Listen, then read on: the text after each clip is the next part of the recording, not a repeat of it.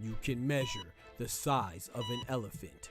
You can clock the speed of a cheetah, but you can't quantify the heart of a kings, queens, and in-betweens. Welcome to Dr. Boxing Talk. Stream starts now. If I tell you I'm good, probably you will say I'm boasting. But if I tell you I'm no good, you know I'm lying.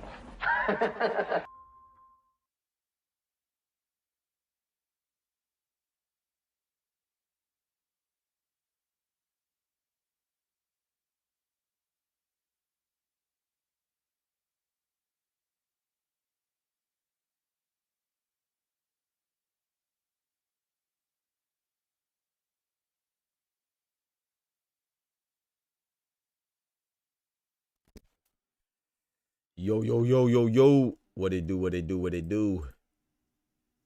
Good, great, grand morning to y'all, man. Y'all know what time it is. The doctor's in the house. Yes, sir. Yes, ma'am. We are here, baby. What's this, Tuesday? Another great morning to kick it, man. Let's go, man. We here, man. We hit this roll call real quick. We got Oscar Perez in the building. We got Mike Mazik in the building. We got Legacy in the building. Yes, sir, man. Salutations, DBT Nations. Let's get right, man. Salutations to you. Don't forget to smack that like button. We don't, you know, we got quite a few topics. You know, somebody had to conjure up, you know, and some just fell in my lap. You know, it's kind of a blessing because not kind of, it is a blessing because, you know, you can tell when it's a slow week, and it's kind of a slow week. I ain't gonna hold you. kind of a slow week, but we gonna talk about some things, man. But before we do, first and foremost, man, we gotta thank the Most High, man. So please join me in man and woman, please join me in bow your heads so we can say our prayers. Dear Heavenly Father, Lord, we thank you for all that you do for us, Lord. We thank you for your patience and you're bestowing the wisdom on us. You know, we ask for more wisdom, more patience, and more understanding for ourselves and each other, Lord. We ask that we don't get overwhelmed by any of our burdens. We ask that when our burdens get too heavy to carry and we seem to find a way to manage it, we ask that you give us a clarity to acknowledge your presence. And it's not that we necessarily were able to do it ourselves or lift it ourselves, but it's that we kept our faith in you and you eased our burden, and you provided us a strength where we so much needed it, you know.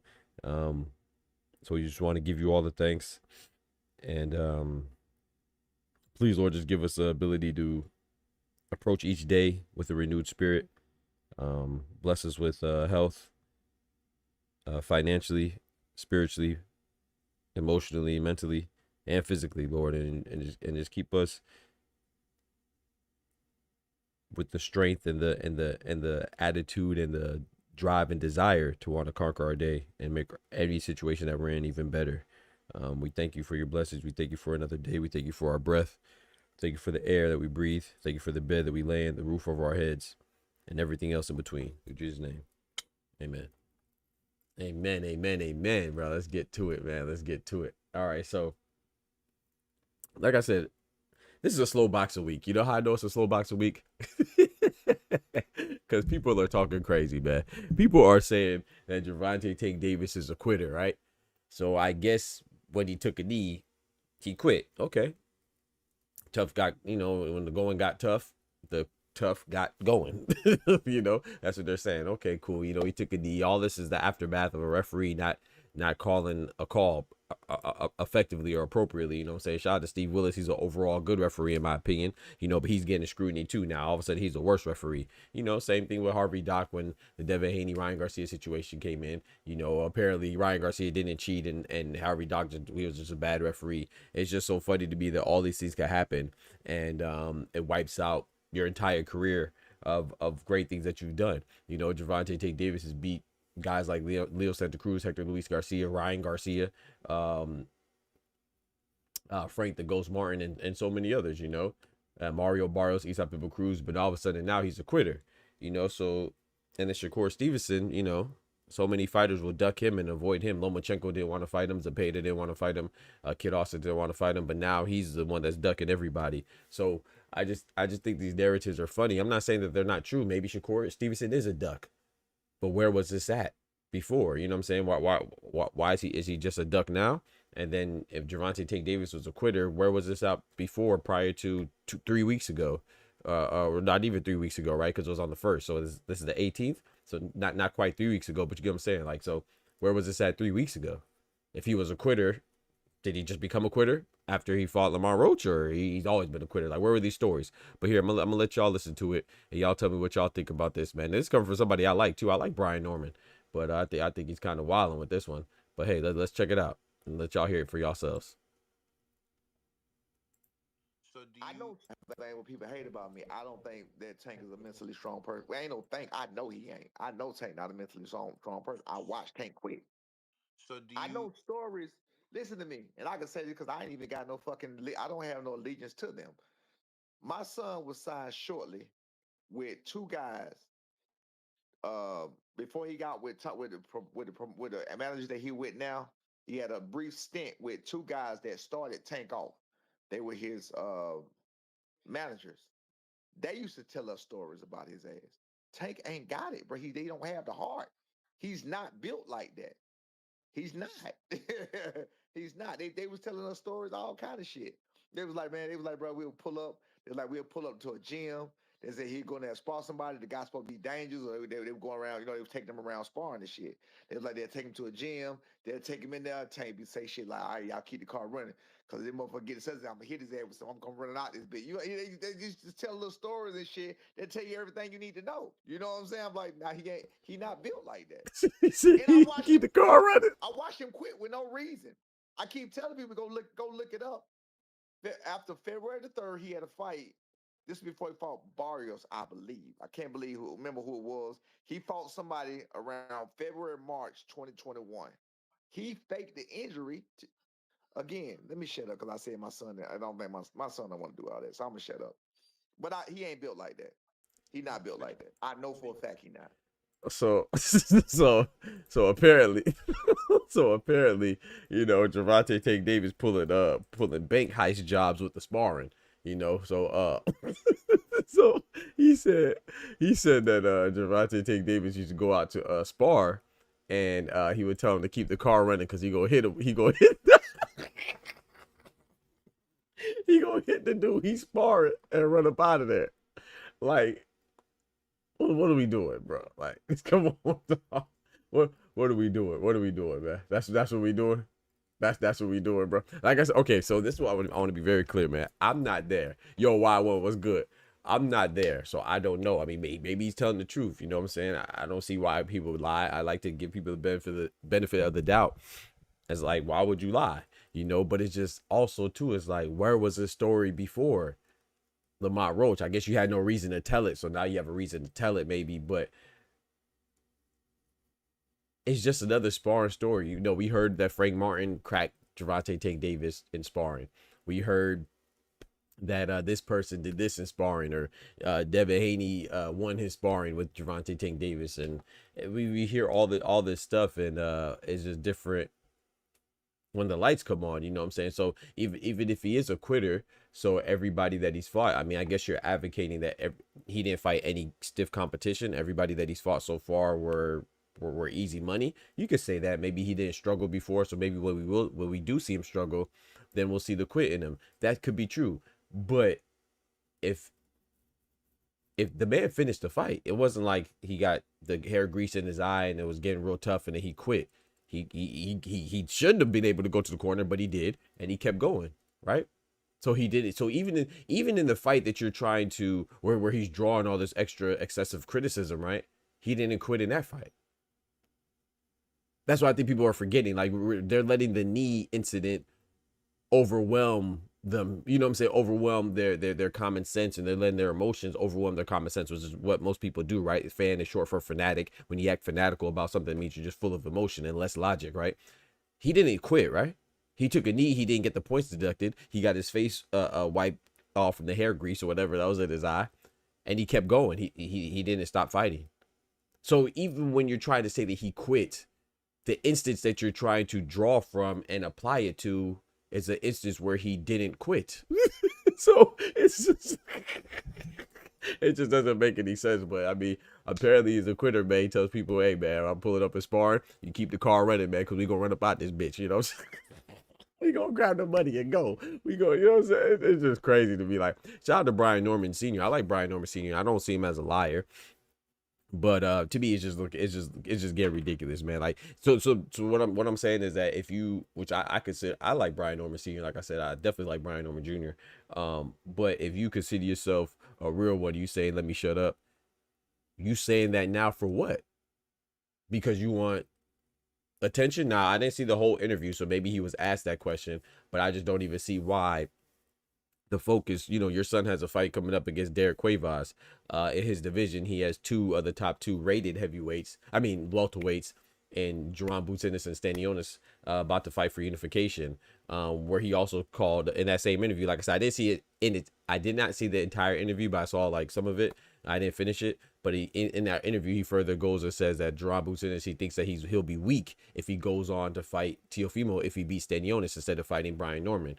It's like, I get that comment too, but even then, it's like, bro, I was I was saying that, hey man, you know, I don't think he ducked the Boots fight, but the perception is that you ducked, right? So it's just funny that now you're saying that other people are quitting and all this other stuff, and Boots is weak if he doesn't have a unification, when the optics seem like it was you that didn't have, you're the reason why the unification didn't happen. And I was saying, you know, I don't mind you, you know, forget what I think anyway, but in my opinion, it doesn't look bad for a guy in Brian Norman who just became a champion to not pursue a unification for his first title defense. I'm cool with that. He's young, you know, but at the same time, you can't then turn around and say, oh, if the guy that you didn't fight when you obviously could have fought him doesn't fight you next, then they're a duck. It just seems very contradictory, man. It just, I don't know. I can't help that one. My boy Ty says he's speaking on when his son was supposed to spar Tank and he had an injury. Talk to him, Ty. What's good, my brother? Big Ty in the building. He said, what are you talking about? He wasn't there either. He said it was a story. That's true. That's true, Oscar. A lot of people don't exaggerate when they tell a story. You're right. Because, you know, you get into a fight in the park, you know, you was fighting one dude and he had his little dog with him. Next thing you know, you tell this person, that person. By Friday, that same story, you got jumped by eight folks. King Kong was there, Godzilla, and the whole wolf pack. And you survived without a scratch. You're right about that, man. People definitely embellish and exaggerate, but like I just think that this is just an indication of it being a slow boxing week. That's all, because I don't even understand really like the whole point of that thing. Like I said, admittedly, I did not see the entire interview. I didn't have that type of time, but I watched a pretty good portion of it, and he I saw the part where he's talking about Teofimo, and then I saw the part where he's talking about Tank. And it's just like, bro, now all of a sudden he's a quitter, you know. And like I said, he may be a quitter, you know. He may be a quitter because you could say that he quit against Devin Haney in that sparring session back then. Maybe, whatever. But it's just funny that when something happens that's negative, then people will just pile on that. It's like it's natural. It's like they can't help it, you know. So he said he's refusing to when Tank was getting prepared to fight Barros at Atlanta, coming off Leo and sending, and he's referring to when Tank was getting prepared to fight Barrios in Atlanta, coming off of Leo in San Antonio, right?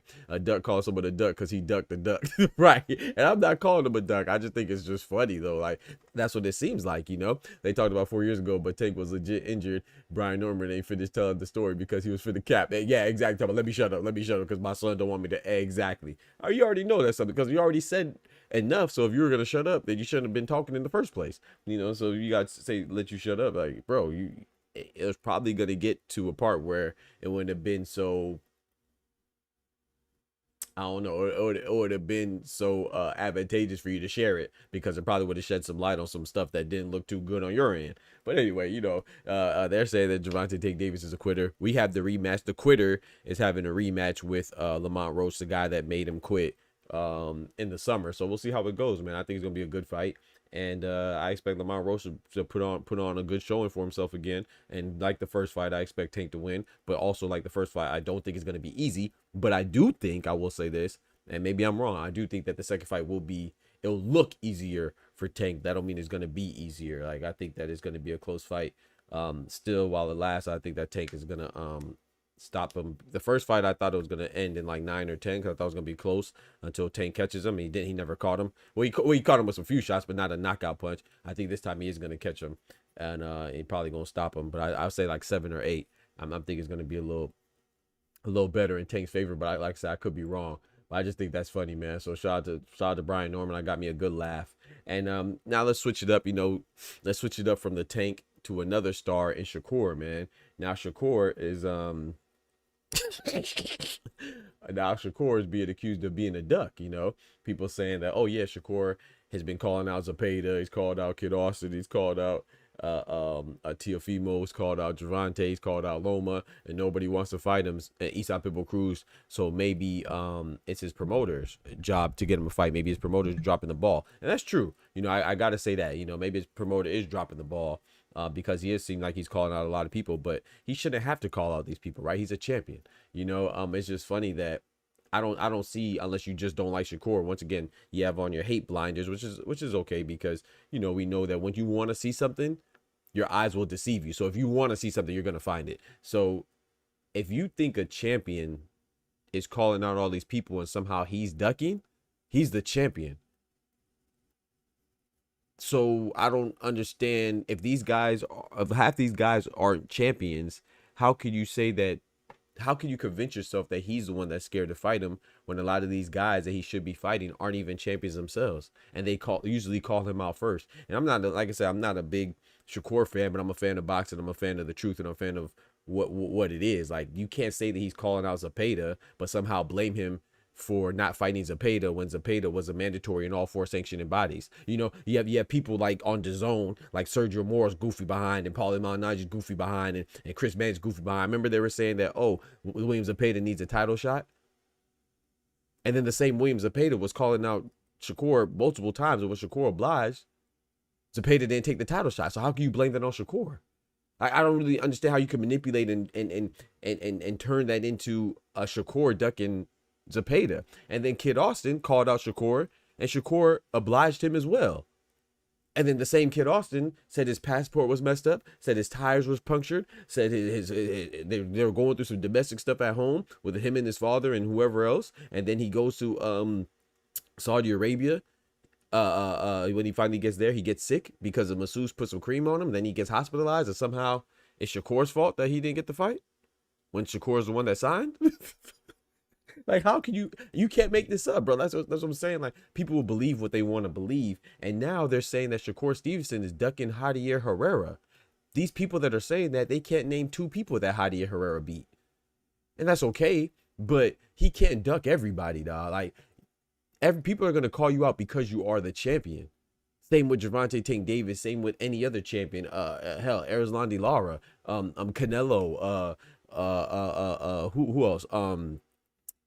Dimitri Bivol, Usyk, whoever's a champion, Junto Nakatani, Ryosuke Nishida just called him out. That doesn't mean you're ducking if you don't fight everybody that utters your name, bro. Sometimes it doesn't make sense logistically, realistically, economically, all types of leads. It doesn't make sense. So why would he fight Javier Herrera unless it makes sense? Because there's also people saying that, oh man, maybe he could fight Andy Cruz, or Keyshawn could fight Andy Cruz. It's like, I'm not saying that these guys, I don't know Shakur. I'm not saying Shakur wants to fight Javier Herrera, but you can't blame him for not fighting Javier Herrera as a late replacement. You don't even know if it was up to the fighter to even select the replacement. Who told you that Shakur chose Joshua Padley? How do you know that just wasn't an easy plug and play because Joshua Padley was already on a Riyadh season card? They already had familiarity with Joshua Padley, both from of knowing his profile and working with him, as in Big Turk, right? Josh Padley could have just been the easiest option to go to. That's like blaming. I haven't seen anybody blame Joseph Parker and saying, oh, he picked Martin Bakole instead of picking another guy that was available. So like, why do these narratives go to certain fighters that you don't like? Is because it's more clickbait and it's more people want to hear the drama part. You know what I'm saying? Like, I've never seen anybody say, oh, Joseph Parker picked Martin Bakole. No, Martin Bakole was available. But with Shakur Stevenson, they say, oh, he picked Josh Padley instead of fighting Javier Herrera. And if you would have picked Javier Herrera, somehow would have got Javier Herrera the fight, they would have said, oh, he only fought him because of late notice. That's also applicable to somebody else, you know, like Joseph Parker. Because I don't believe he would have fought Martin Bakole if it wasn't for late notice. But we don't talk about that, though. We just talk about who he should have fought. We don't say, oh, well, he looked good beating Joshua Padley. Like we say Joseph Parker looked good beating Bakole in less days of preparation. But with Shakur Stevenson, we talk about, oh, he should have stopped Joshua Padley earlier. Oh, he shouldn't even fought Joshua Padley. He should have fought Javier Herrera. Like, get the freak out of here. Javier Herrera is doing the right thing. I like Javier Herrera, man. I like his energy. I like his demeanor. I like his fighting style. It's exciting. He gets hit quite a bit. But hey, if he has the durability to do so, hey, let him do so. And I think he should call out Shakur Stevenson. But we can't make it seem like, oh, Shakur should be fighting Javier Herrera. And then I saw somebody say that, oh, you know, Shakur tried to distract us from the fact that Javier Herrera is calling him out, so he wants to fight Teofimo. Are you saying that Javier Herrera? Are you saying that Teofimo is an easier option than Javier Herrera? I mean, because that's what it sounds like you're saying. So I saw somebody literally say, and he wrote an article too. He said that Shakur Stevenson is avoiding Javier Herrera and putting up a smoke screen by calling out Teofimo. So you think Javier Herrera is better than Teofimo?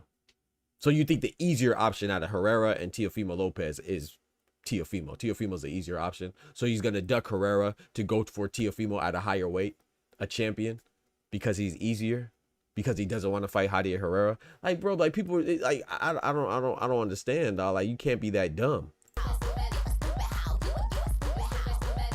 You can't be that dumb. Like the madness has to stop at some point, bro. It has to stop. So like Teofimo Lopez is at 140. The reason why he called out Teofimo is because when Javier Herrera was called, I talked about this yesterday too. There was a clip of Javier Herrera calling out Shakur Stevenson and saying that nobody wants to fight or something like that. And then Teofimo, you know him, he's thirsty behind, incompetent behind, ignorant behind. He always wants to jump on the bandwagon and get his name out there for clout or whatever without fighting.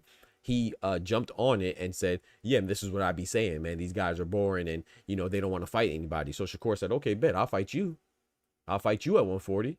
So basically, he didn't just call out Teofimo out of nowhere. Teofimo put himself into the equation, and Shakur took him up on that. That's all that happened. I don't think Teofimo and Shakur is going to fight. But don't make it seem like he's calling out Teofimo as an effort to duck Javier Herrera. There's nothing to duck there, you know. But shout out to Javier Herrera, though. I think that would be a dope fight if he could get it. But he has to build himself up through the ranks to justify that fight. You see what I'm saying? So let me read what my boy Ty said. He said, it's a whole problem between B. Norman and Tank's crew over who can record the session. Leonard had to inform B. Norman to no cameras, but Tank showed up with the camera crew because he was doing all access content. The next day Tank got injured. Okay. Hell no, I've been trying to find Waldo. My eyes don't work for that. Right. So speaking of Shakur and people saying he's ducking Herrera, now some people are saying that he might be ducking Gary Antoine Russell. Check this out. And shout out to Gary Russell. Before we watch it, I want to tell you this. I think Gary Russell said the right things, and I salute him because he didn't say anything out of pocket in this little clip. Which this is a 27-minute interview. I started watching some of it. I didn't finish it yet. I just saw it this morning. So let's see what he has to say. This is Gary Russell on potentially fighting Shakur Stevenson. I just said something I want to say on Twitter about saying that he'll fight me. I said, okay. I wouldn't mind that. I don't know how true it is. A lot of times social media be twisting people's words up. So I said, I know him personally, so I would reach out to him just to get clarity on how things was said and happened. But yes, it does open me up to a range of I just said something I want to say on Twitter about saying that he'll fight me. I said, All right, so this is what I like. Did you hear how he ended it? He said, man, I know him personally, so I'm gonna reach out because he said I'm gonna reach out to gain some additional clarity, right? Because things can get lost in translation, lost in the sauce on social media. I love that. I gotta applaud Gary Russell, man. That's why I always said I like him. Sometimes he'd be saying some crazy stuff, but overall I like him, you know, because I thought that was a grown, responsible, mature response. You know, he said, hey, you know, I heard he called me out. We could do it, but I want to hit him up first because I know him personally. And sometimes people will misconstrue your words and get misconstrued on the internet, and people will take things out of context. So I'm gonna call him for some clarity. But he said, yeah, I will fight him. You know, if that's the case, because I could still make 135. So I could fight him, or if he wants to come up to 140, I thought that was a perfect response. You know what I'm saying? But once again, you can tell how he answered the question. It's like somebody's trying to poke and prod and maybe say something that may or may not be true. And if Shakur did say that, that's dope. I don't think it's disrespect. And Shakur responded, said that he respects Gary Russell and that and that they're gonna talk. So if they could get a fight, I think that fight would be great. But I don't think that's a case of Shakur ducking anybody. Like I said, I know it seems like I'm defending Shakur. I'm not defending Shakur. I'm just defending common sense, and I'm defending my perspective and also boxing. You know, like these guys are champions, man. A lot of these guys and girls are champions, man. Not too many of them are afraid of each other, you know, and especially if a fight that's not even realistic per se as far as them being in the same division. But I think that'd be a great fight. But I would prefer still, I would like that fight, I'm not gonna lie, but I would kind of still prefer, you know, I like unifications, man. You know, it is what it is. I still kind of prefer Gary Russell to try to fight Alberto Puello for a revenge match to try to get his dub back. And it's for unification. A unification rematch is fire. You know what I'm saying? They could have that on the undercard of Gervonta Davis, Lamont Roach rematch. We could have a fight night of rematches. You know, Gary Russell and Alberto Puello for a unification rematch. And then Gervonta Davis and Lamont Roach for a rematch, you know, and then we'll see how things go from there. I think, like I said, that would be June 21st if they can make that happen.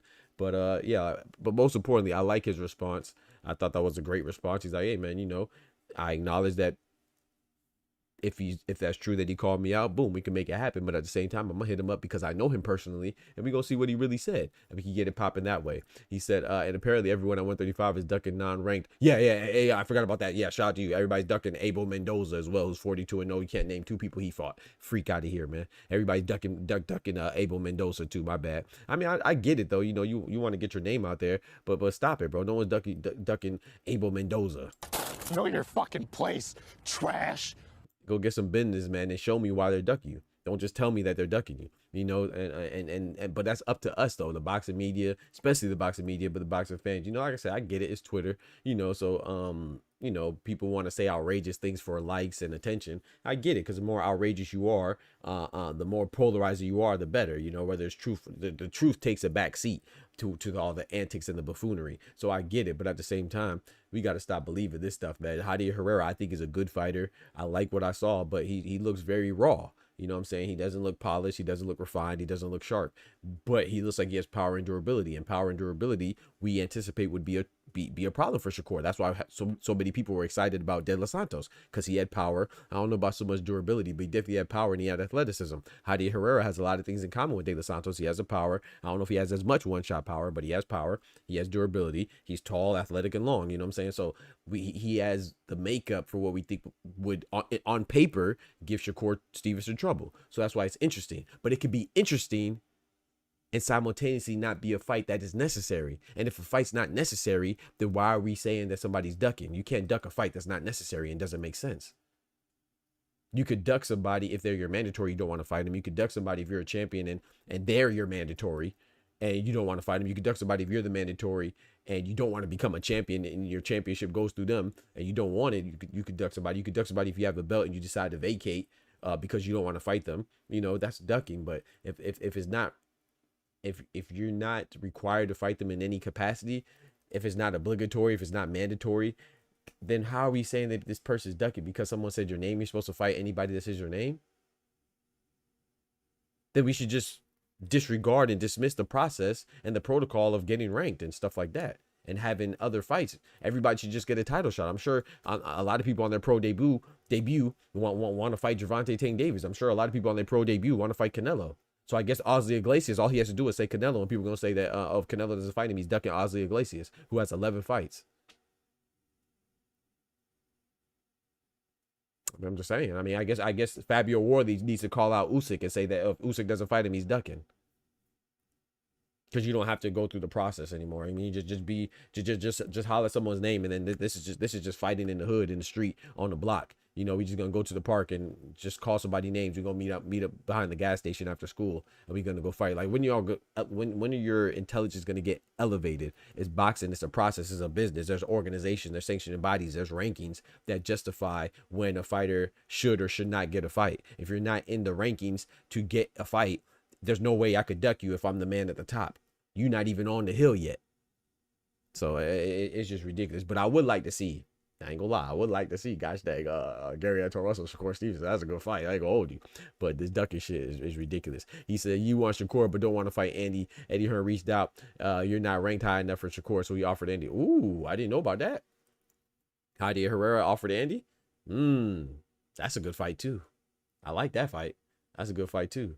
So it's just, like I said, it's not Heidi Herrera's fault. I think he's doing what he's supposed to do, but as a boxing media, as boxing fans, we got to be a little bit better, in my personal opinion, when it comes to determining or assessing these situations and label these fighters as ducks. Like I said, it's a slow week, so I get it. You know what I'm saying? Shakur Stevenson is he's a ducker, and then Gervonta Davis is a quitter until probably until this weekend when we have, well, actually probably until the next big fight. I was gonna say this weekend, but this weekend's not even big fights, right? We have George Kambosos versus Jake Wally, and Sky Nicholson versus Tiara Brown, and then we have later on that day we have Sebastian Fundora versus Cordell Booker, and some other fighters, and there's another fight too, Joe Son James versus Lester Martinez. So it's still pretty slow as far as casual boxing fandom goes, because these guys aren't really known like that. So I guess from now, don't be surprised from now until, I don't know, when's the next big fight, y'all?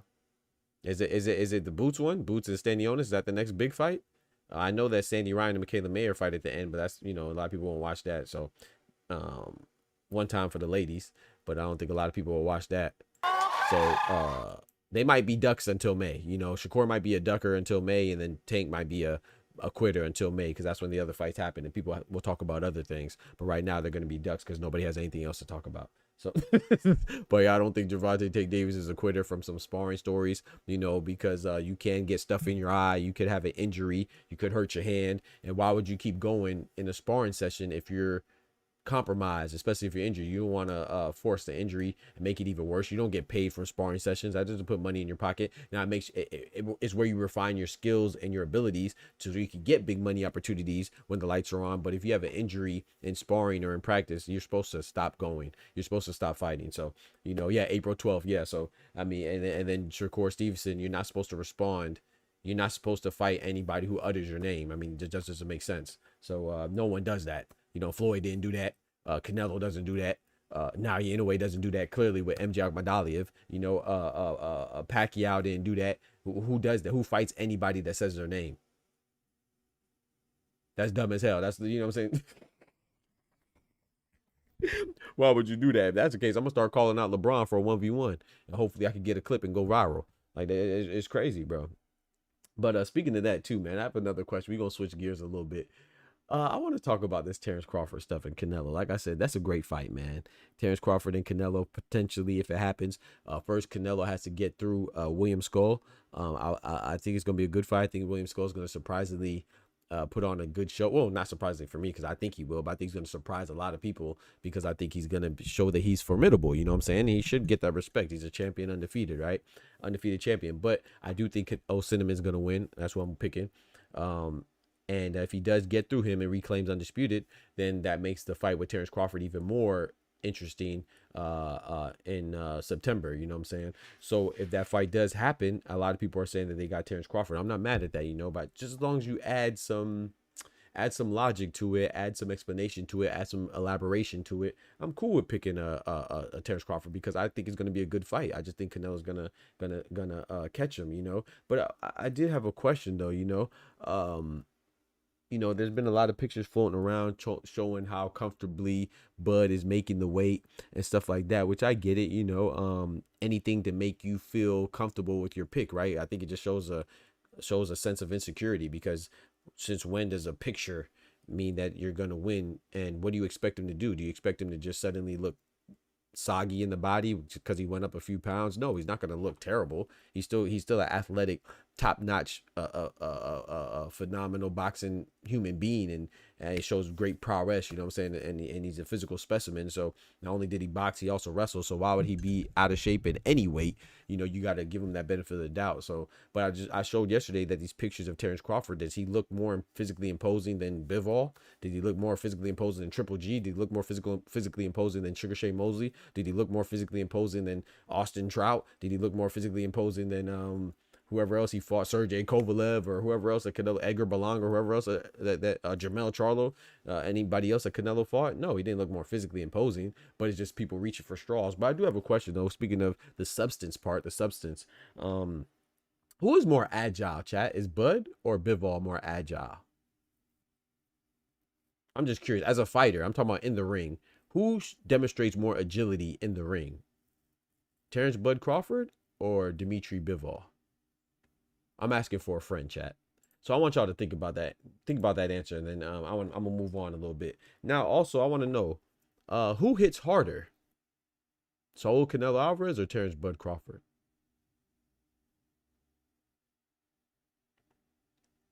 I think the answer to the first question is that Bivol is more agile in the ring than Terrence Bud Crawford.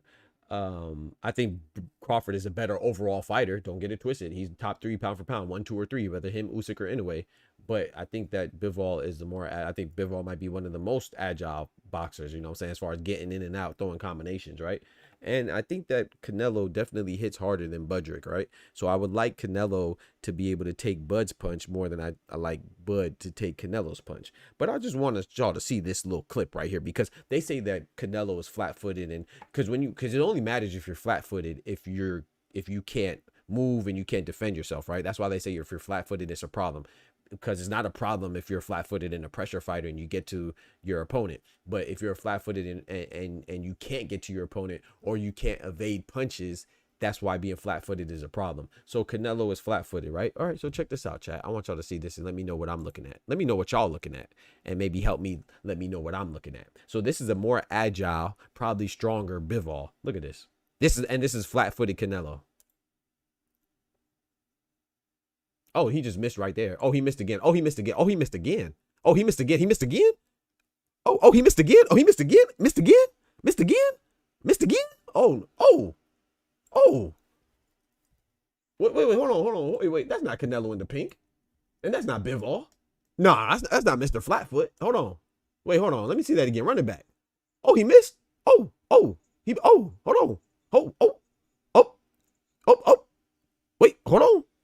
hold on. Nah, that's not flat-footed doing that. That's not Mr. No Defense doing that. Oh, hold on. Did Bivol almost just fall right there? He almost fall forward. Oh, hold on. He almost fell forward. Oh, Lord. Oh. Hold on. That's crazy, bruh. That's Mr. Old Flat-Footed Canelo Cinnamon Alvarez, a.k.a. Saul? Nah, bruh. I must have this has to be photoshopped. It had to be Photoshop. Oh, let me just in case it was Photoshop. Let me show you another one. Hold on. Let me show you another one real quick, chat. Hold on. Let me just to make sure. Let me show you another one. You know, because that was Photoshop, chat. That was Photoshop, chat. Oh wait, hold on. Oh, is that Danny Jacobs? Oh, hold on, wait. That's Mr. Flat-footed Canelo. Oh wait, oh. Hold on now. Let me run that back. Oh, hold on. Flat foot. No movement. Oh. Hold on. Oh, okay. Oh, that's crazy, bro. Because I don't know boxing, you know. I don't know what I'm talking about, you know, Canelo. Now I want to know this, chat. So I just showed you 2 examples of Canelo fighting guys that were more agile, because they say he's flat-footed because they're going off of him fighting a bigger guy in Berlanga, fighting a bigger guy in Jaime Munguia, fighting a bigger guy in Sergey Kovalev. He doesn't need to be agile in those fights. He doesn't need to demonstrate head movement in those fights, because he's usually walking these guys down because they're not the most athletic themselves. And he goes off of timing in those fights. You're crazy if you think a guy who has 66 total fights, winning 62 of them, losing only 2 of them, and having 2 that were draws, doesn't know how to adapt. So my point in saying this is that, can you show me? I just showed you Canelo employing some head movement and dodging punches. Can you show me Bud doing the same thing? So my question is this: who's easier to hit? Because we say that Canelo's flat-footed. So who's easier to hit, Terrence Bud Crawford or Canelo?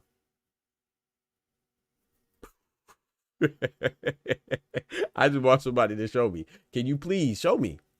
Show me any time where you've seen Terrence Crawford dodge punches like that. You don't have to. It don't even have to be like that. Just dodge punches in that capacity. 5 punches in succession. Show me him dodge 5 punches in succession against anybody. You don't even have to be a top-notch, high-caliber Hall of Fame fighter. Just show me when he's dodging 5 punches in succession. Show me anybody that has ever fought Terrence Crawford. Well, he has 41 fights, right? Shout out to Terrence Crawford. Great fighter. Has been in there with some Hall of Famers. Show me any time out of his 41 fights where somebody struggled hitting him. They don't struggle hitting him. They struggle hurting him. Those are 2 different things.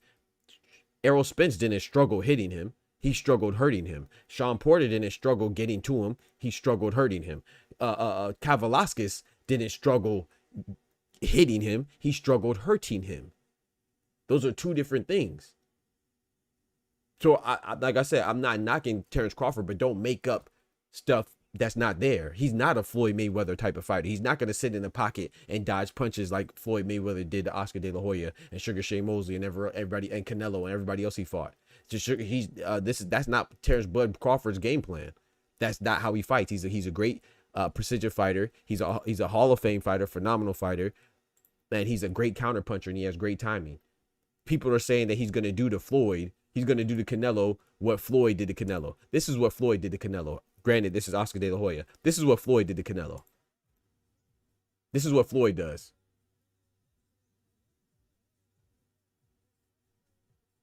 This is what Floyd does. When have you ever seen Terrence Crawford do that, chat?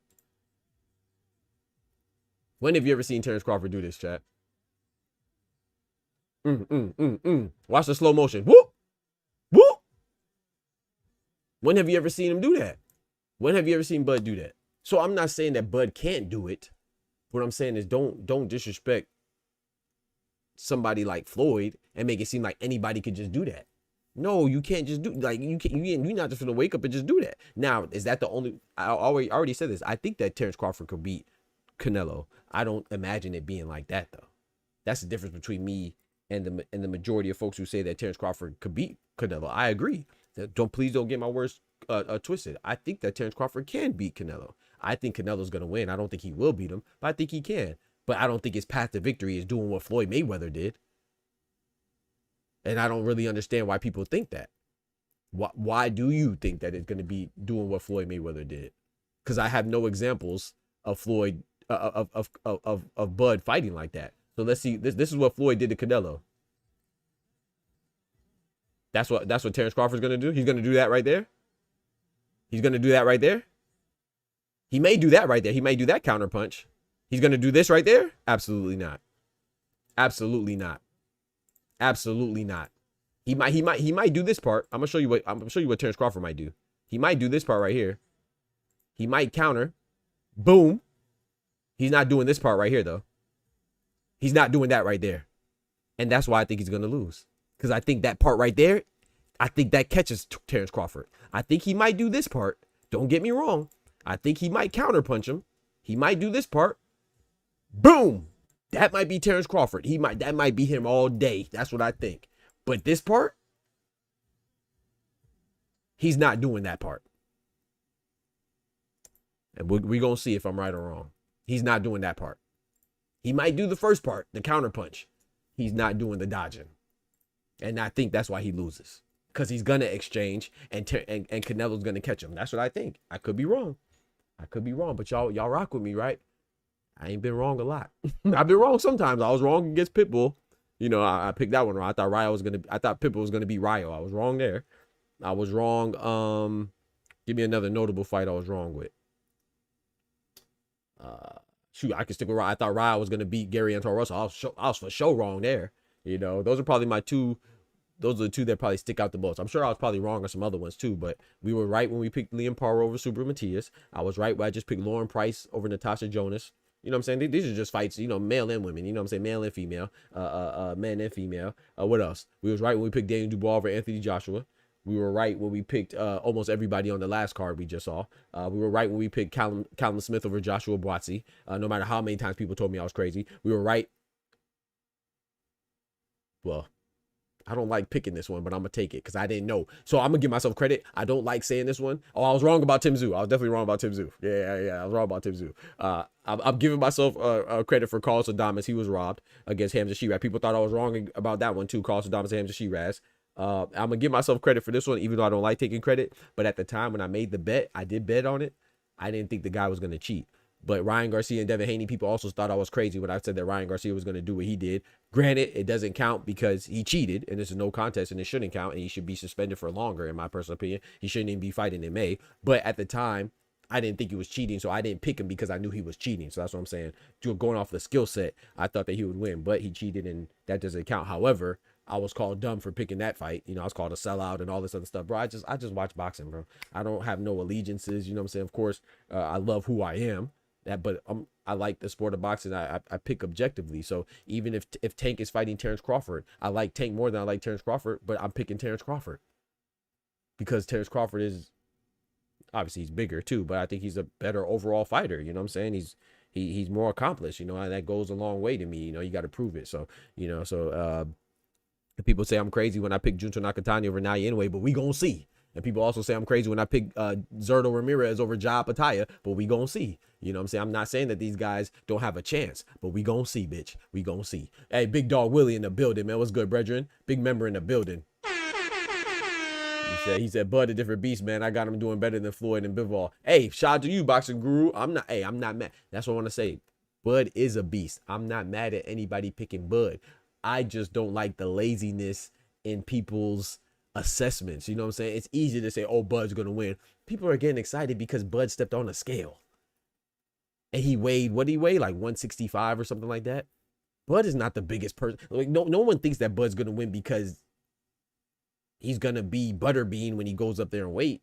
We know he's gonna be in shape. Tell me why he's gonna win. Don't say, oh, because Floyd beat him. No, he doesn't fight like Floyd. Give me an example of Terrence Crawford fighting like Floyd ever. In 41, you have 41 fights to do so. You have 41 examples that you could give me. There's not one where he fights like Floyd. So how can you tell me that you know he's going to fight like Floyd and beat Canelo? Because Floyd did it. Come on, dog. You talk about arguably one of the greatest of all time. You talking about, oh, someone else going to do it because he did it. Come on, dog. That's like saying, oh, Steph Curry made 5 threes in a row, so I could do so too. Giannis is great, right? Steph Curry's great, right? You're not going to watch Steph Curry and expect him to do a Giannis post move consistently. You're not going to watch Giannis expecting him to knock out 5 threes in a row consistently like Steph Curry. They're two different beasts. Like you just said, Bud is a different beast. Bud is a beast at counter punching. Bud is a beast with precision punching. He's not a beast with evasion. Errol Spence didn't lose to Bud because he couldn't get to him. Go watch that fight again. Errol Spence got to him a couple of times. It's just that he wasn't effective when he got to him. And he wasn't effective because his punches weren't missing. He wasn't effective because his punches didn't do as much damage as we anticipated. That's why. So I've never seen a fight with Bud involved, and I was like, oh man, this guy can't hit him. It's just that Bud hits him better. So man, maybe he can hit Canelo better. That's what I'm saying. That's why I think it's going to be interesting because I think that Terrence Crawford will be able to counterpunch Canelo. But will he be able to avoid the follow-up punches from that counterpunch during those exchanges? I don't think he will. But I could be wrong, Boxing Guru, you know what I'm saying? I could be wrong. Shout out to my boy Clone, big member in the building. He said, I was right about Pitbull and Tim taking them L's. Yep. And the Dodgers not getting the W. I was joking about the Mick, but I didn't predict the draw. No. I'm giving you credit for Adames. He clearly got robbed. I don't think anybody in their right mind. That's like Oshaki. If you picked Oshaki Foster against Hobson Casesa, I'm giving it to you. So anybody who picked Oshaki Foster in the first one over Hobson Casesa, that was a robbery. But on paper, of course, we got it wrong. You know what I'm saying? Of course, we know we got it wrong because we show accountability here. But the general consensus, anybody in their right mind, they know Carlos Adames won that fight, especially when you got Turkey Al-Sheikh being caught on camera, you know what I'm saying, disclosing information that shouldn't be disclosed. People say, oh, it's not a problem. What's the problem with people knowing the score? The problem is that it was close scoring, bitch. That's the problem. There's boxing matches that are open scoring, and there's boxing matches that are close scoring. And if it's close scoring, you cannot open it up at your convenience. That's the problem. It's just so crazy. It's just so funny to me when people like to pick and choose when to adhere to the rules and abide by the rules. I'm not saying that, it's the worst foul that's ever been made or committed in the realm of sports, but call an infraction what it is. Just like we call the knee, right? The knee was a missed call. He should have got deducted points. I like Gervonta Tank Davis. You would never hear me say that, the knee shouldn't have been called. It absolutely should have been called because I like boxing more than I like any particular boxer. I'm not getting paid by any of these people. I don't have any allegiances or loyalty that I have to abide by. You know what I'm saying? It is what it is. But people can't do that. If you're a Tank fan, you're going to say, oh, man, the knee was okay. He shouldn't have got points deducted. We see people take knees before and not get points deducted. That's true. But those other times where they took a knee, that should have been deducted too. It's boxing, right? It's sports. And there's human error involved with referees and officiating and judging in every sport. Referees in basketball miss calls, they miss travels, they miss fouls. That doesn't mean that things shouldn't be called upon further review. So yes, we saw before when Tank took the knee, we should objectively say that it should have counted as a knockdown. And the week before that on Ajit Caballel versus Zhale Zhang, we should be able to objectively say that the referee missed a knockdown there as well. So I just gave you an example of two referees missing similar calls. But that doesn't mean that it should not have been called. It should have been called. It was just remiss. So that's why that's what annoys me about the people. It doesn't annoy me when people say, oh, the call should have been made. Absolutely, because I agree 1,000%. Tank should not have been able to take a knee without getting points deducted, and he should not have been able to interact with his corner to wipe his eye without the consent of the referee. Those are two infractions that were missed. But I take exception to the idiots that try to act like they never seen nothing like this happen before, like Paulie Malignaggi, who's not only a boxing analyst and pundit aficionado, he's a former boxer himself. You tell me all that experience with boxing, you never seen a referee miss a call? You're lying. You just don't like Tank that much. So this is what you're going to focus on. It's like Gabriel Rosado, stupid behind, who I'm losing a lot of respect for the more he talks. I don't mind you talking trash with Devin Haney, but he's acting like PEDs don't matter. Somehow you're a better boxer because you took your L's like a man. I mean, no, you took your L's like a person who's not a better fighter. That's what you took your L's like. Because you got paid just like everybody else is getting paid. You took your L's and signed up for all them KOs by the hands of Triple G and everybody in between. 17 losses, however many losses he has. I like Gabriel Rosado. He's a warrior. But don't act like you took L's on the chin and it makes you a man. No, it just makes you a lesser fighter. That's it. It don't make you more of a man because you got your ass kicked. But we not doing that. We not giving people credit for losing. Oh, he's a warrior. I call him a warrior too because he's about that life. Yes. But it doesn't make him a better fighter because people didn't have to cheat to beat him. You just lost. I just watched you lose on the undercard of Guillermo Rigondeaux versus Danny Aguero in Miami, a 4-rounder against a non-professional boxer. You lost. But you have the audacity.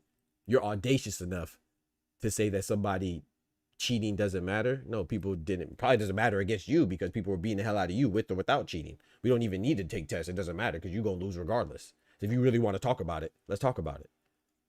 So I just think that's very corny. I don't care how much you dislike somebody. You should like the sport more, and somebody cheating should not be tolerated. If you're not saying that Conor Benn cheating doesn't matter, if you're not saying that Julio Cesar Martinez cheating doesn't matter, if you're not saying Dennis McCann's cheating doesn't matter, if you're not saying anybody else in the history of boxing who got caught cheating, if you're not saying that Jarrell Big Baby Miller's cheating doesn't matter, why are you saying Ryan Garcia's cheating doesn't matter?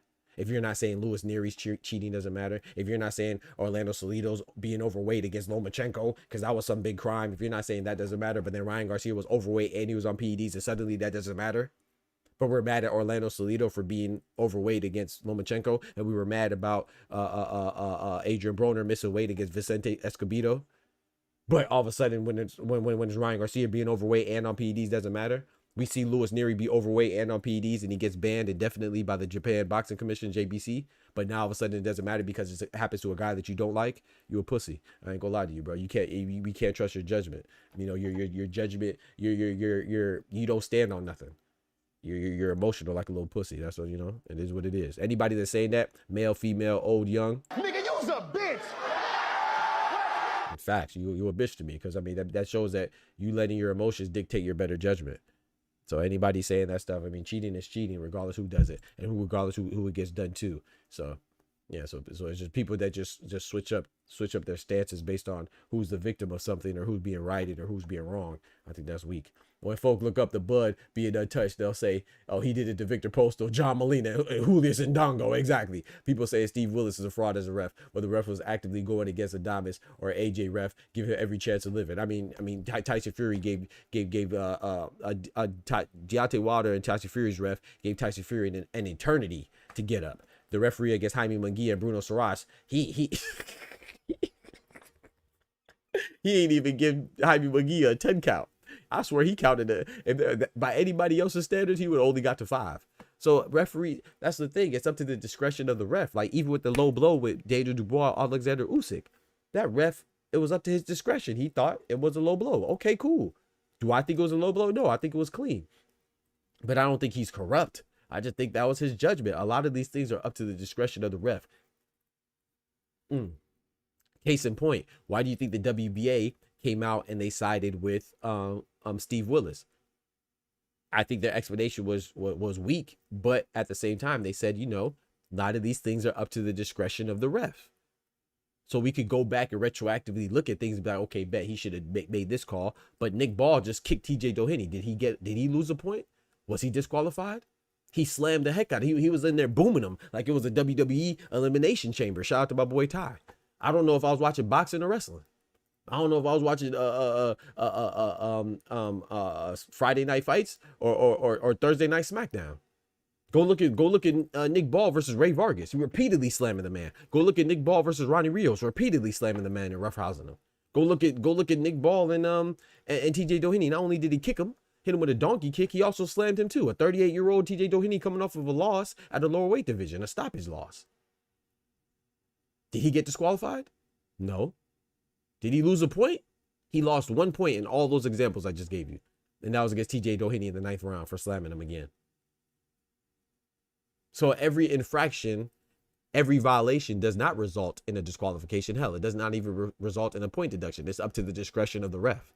And sometimes the discretion of the ref, sometimes they need a little more discretion. You know what I'm saying? A little better judgment, but it is what it is, man. So I'm not justifying anything, but don't jump out the boat. Don't jump off the cliff and make it seem like, oh, this is just unfair and because it happened to somebody that you finally noticed. Kickball, fight like Scrappy Doo. Scrappy Doo.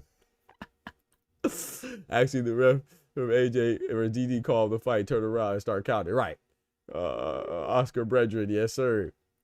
Yeah, man. I just think it's crazy, man. I think it's crazy, bro. She ready to spar you. Oh, I'm so late.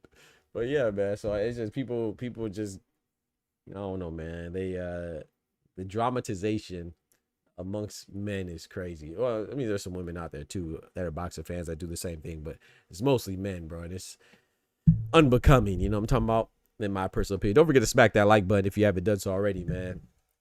But yeah, it's a slow week, so that's why we get all this stuff, man. It's not really a fast week. A lot of things that people are focusing on is just nonsense, just to get the ball rolling and moving. I get it. But yeah, so I would like to see Terrence Crawford show me anything where Terrence Crawford is dodging punches like that against anybody. Like I said, even if you want to show me the people that Ty listed, show me. You know what I'm saying? And the point is, and that's the thing. He doesn't have to do that. That's not his style. But when people say that he does that, well, then show me Show me when he moves like Floyd Mayweather in the pocket and he's dodging punches. Maybe he will make Canelo miss. But what I think he will do, I think his path to victory is to make Canelo overthink and be hesitant to throw punches. That's where I think he's gonna excel at. I don't think it's gonna be because he's gonna make Canelo miss an incredible amount of times. I mean, he might make him miss as well, but I think he's gonna make him overthink his punches because of the shots coming back. Of the counter shots, like and that may be a result of making a miss. But I don't see Canelo throwing punches like he was throwing against Floyd Mayweather, or Canelo throwing punches like Oscar was throwing against Floyd Mayweather, and him coming up short and coming up empty. No, I don't think so, and I don't even think that Terrence Crawford is gonna defend that long. You know what I'm saying? I think he's gonna also be throwing punches back, and I just think that his punches are gonna be quicker, shorter, and sharper, and that might be a deterrent for Canelo to throw punches back. But as far as him just sitting in the pocket and making a miss, I don't think he's gonna go like that. I think they are gonna exchange, and I think that Canelo, who also has great timing too, I think he's gonna catch Bud. That's what I think. But like I said, I could be wrong. I definitely think there's a path to victory for Terrence Crawford. I just don't think it's a path that the majority of people are saying. On Undisputed, when I fight Bud, he be dodging all my damn punches. So you wrong again. Hey, you might be right, bro. Like I said, we'll see it, man. We'll see it, man. Like I said, show me, man. And we have the late show, right? We have the late show, and people could come in and get those clips ready and show me. Put it in the Discord. I'll pull them up. You know what I'm saying? Show me where Terrence Crawford is just some super evasive boxing savant. He's a boxing savant. He's a boxing phenom. He's a boxing extraordinaire, but not in the same light as Floyd. They're just different styles. Styles make fights, and there's different ways to be successful. And that's not one of his paths to victory ever. It's a fact that when he's down against somebody like Sean Porter, they tell him, and then he brings out the dog in him. That's what he does. You know what I'm saying? When he's fighting a guy like Errol Spence, he brings out the dog in him. He shows that he's the big dog, even when he's expected to be the smaller dog. Even against Israel Madrimov, what did they say? He was getting hit too much. That's what people say, which I don't think was a problem. I think it's more of a testament to his greatness that he could go at a new weight class in his debut and take on an undefeated champion and win. That's the impressive part. But if we're going to keep it consistent, I mean, he got hit quite a bit, and now he's going to move up 2 weight classes from that weight class against a guy who's not as agile or athletic as Israel Madrimov, but he's not going to be as hesitant as Israel Madrimov either. So we'll see, man. He said, folks are speaking on the skill set we haven't seen from Bud in over 8 years. Exactly. The heavier Bud has got, the more he's changed his game more towards infighting and not being elusive. Exactly. And even then, even those 8 years ago when he was, quote unquote, closer to the style of Floyd, I don't think he was even still that evasive. I think he was just more, he was not just, I mean, it was good though. I think he was more athletic and moving. I think he moved more, but not like he was catching. He might have caught a little bit, but he wasn't catching like you know what I'm saying, to the capacity in which Floyd does it. Floyd is a TBE, talked to him, the best ever and a generational fighter. Talked to him, was good pugilism, and he also paved the way so fighters of him build off of what he set up. Yep, Floyd Canelo happened when Canelo was 154 champ, but much less star power. Yeah, exactly. Yeah, he was a younger Canelo, and that's the thing. Floyd caught a young Canelo. Crawford is catching an old Canelo, even though Crawford's older. I would say that in the ring, though, they're about the same age. I say they're about even because Canelo is, 3 years younger? I think Canelo is 3 years younger because Canelo's 34, right? And then Bud is 37 going on 38 this year. So I think that while he is 3 years older than Canelo, I'll say that they're about the same age because Canelo does have a lot of ring mileage, right? He has 66 fights. Bud has 41 or 40 or 41 fights. I think 41. So let's say he has 41. Canelo has freaking 25 more fights. That's a pretty big deal. You know what I'm saying? So I'll say that they're about even as far as ring age and stuff like that. But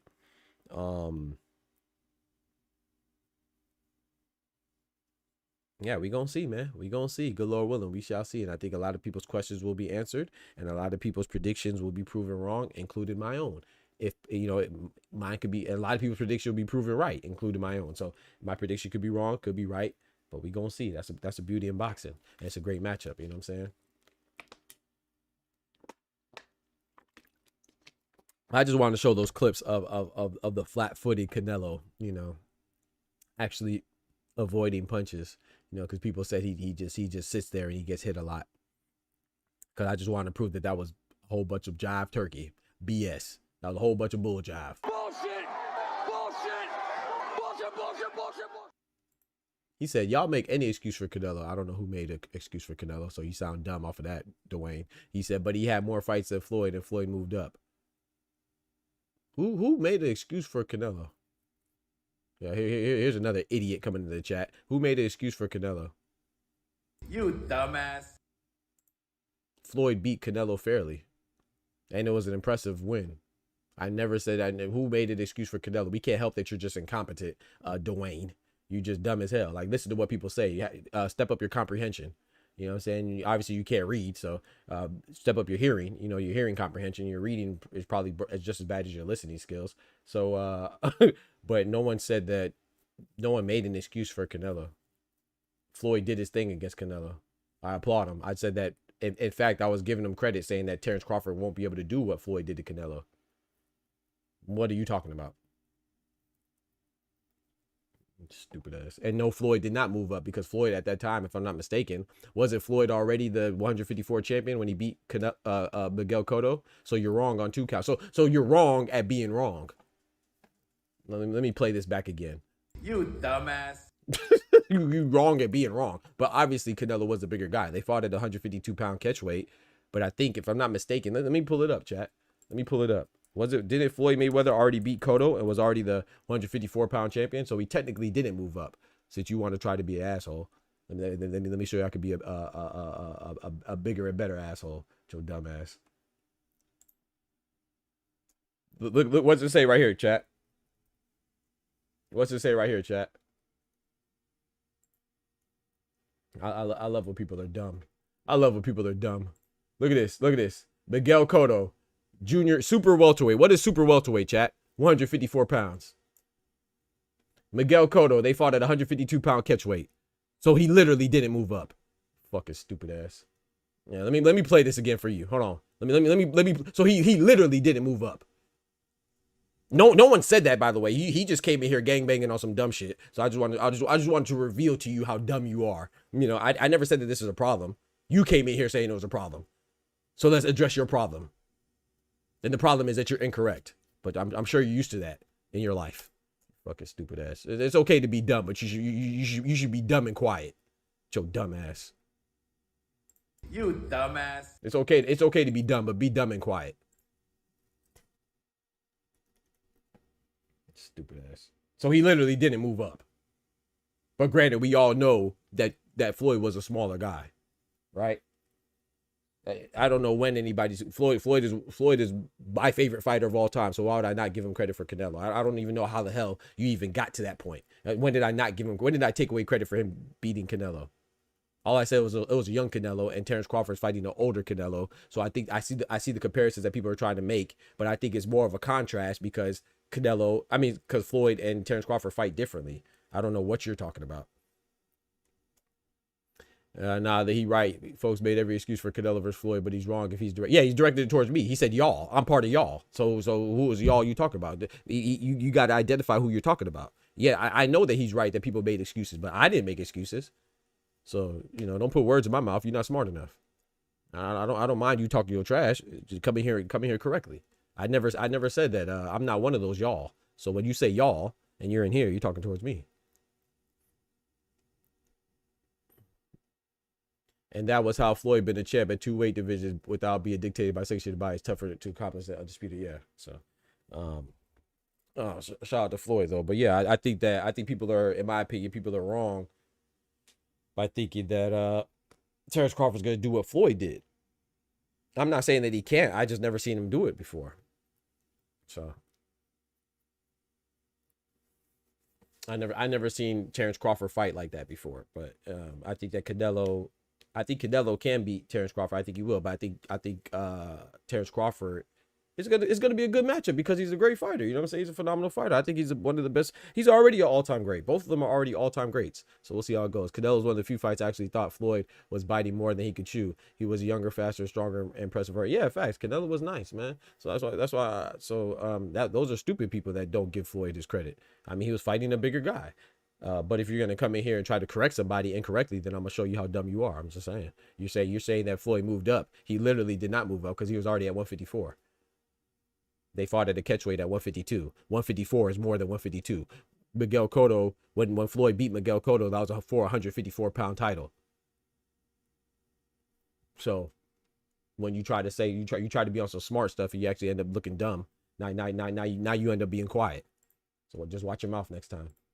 If you don't know something, ask questions. Definitely don't put words in my mouth. I don't know nothing I despise more than the incompetent goofy trying to put words in my mouth. Worry about what you say.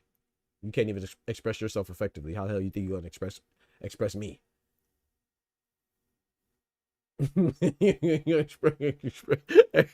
gonna try to express something that I said. You can't even express yourself correctly. Come on, bro. Get your ducks in order, man. Worry about yourself first. But anyway, yeah, I think that I think it's a good fight. I think it's a good fight. I just think that like I said, I could be wrong. You're right. Terrence Crawford could come out and just mollywop Bud. I mean, sorry. Terrence Crawford could come out and mollywop Canelo. I could be wrong, but I just think from my perspective and the assessment that I made, I think Canelo's gonna be I think he's gonna be too much for Bud, man. I think that Floyd is just that's the thing. It's like we would say styles make fights, but then we'll make it seem like styles doesn't matter. They don't matter. It's like to say that somebody could do what Floyd did that's just not too likely because Floyd is one of the greatest. And then to say that Canelo is because he lost to somebody like Bivol, Terrence Crawford and Bivol don't fight alike either. You know what I'm saying? So Terrence Crawford and Floyd don't fight alike. Terrence Crawford and Bivol don't fight alike. And to be fair, you know what I'm saying?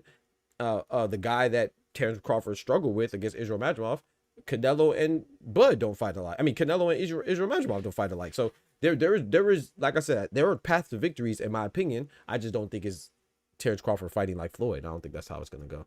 We won't see him fight in that fashion either unless it's on the undisputed. Thank you. Exactly. Terrence Crawford will have to snipe and get out of there. There's no way Bud could go head to head with Canelo. That's what I think. That's what I think he's going to, you know what I'm saying, hit him, catch him, and then like try to get out of there. But I just don't, and that's the part that I don't think he'll be able to do, Willie. I don't think he'll be able to do that.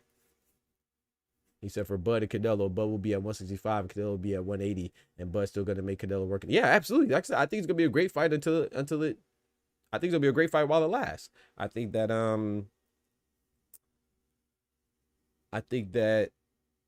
in my opinion, I think Canelo gets him in 9 rounds. I would say 8 or 9. I'm going with 9 though, and there's no shame in that. Like I said, I still see Bud as a 147 pounder. I know he's at 154, but it's just like Floyd Mayweather, right? Similar to what the guy was trying to say. I'm gonna articulate what he was trying to say. You know, just because you fight at a larger weight, I still don't think that you're that weight. Even with Canelo, I think that this is very intriguing because yes, Canelo has been all the way to 175 and he campaigns at 168, the first ever undisputed at 168. I just think that he's more suited at 160. I think he's a smaller, like he's always been the smaller guy for the long. When's the last time Canelo's been the bigger guy in the ring? Edgar Berlango's way bigger than him. Jaime Munguia is way bigger than him. You know what I'm saying? William Scole's gonna be bigger than him. So he's usually fighting bigger guys. I think that he's just, his skill set allows him to translate to higher weight divisions. You know what I'm saying? Even with Floyd was capable of fighting at 154, and obviously so was Terrence Crawford. But I think that their optimal weight is like 147 as well. So I see Terrence Crawford, even though he has one fight at 154 and he's a champion, I see him really going up 4 weight classes, you know, from 147, 154, 160, 168, or 3 weight classes, excuse me. And some people look at this too because it's at 154, 160, 168. And that's how you should look at it because that's what it technically is. But I see him as a smaller guy that's so great that he's able to excel at higher weights. You know, I think he's kind of out of place at 154, and I think he's going to be even more out of place at 168. But at the same time, it's Terrence Crawford. I think he's such a great fighter and such a smart, intelligent, cerebral fighter that If he thinks he could do it, bitch, I think he could do it. You know what I'm saying? And that's why I give him a chance. I'm not giving no other 147 pounder a chance against Canelo, but the fact that I think that it's going to be a good fight is a testament to Terrence Crawford's greatness. You know what I'm saying? What other 147 pounder do you think could hop in the ring with Canelo and we think is going to be an intriguing matchup? I would say none. You know what I'm saying? So, and the one that we already, that we would say is Floyd Mayweather. He already did it. You know, Canelo doesn't catch and shoot as much. He's more like Tank. Slips exactly. Lures and counters. Yep, Canelo can cut off the ring also with hooks, but his reach and stride will be an issue versus Bud. We'll see, man. I don't know. I'm different. I don't foresee him getting out the way like that. I'm going the other way. Bud by stoppage for the shock throw. Hey, shout out to you. I'm not mad at that. Bud by stoppage. Drop a bomb on him.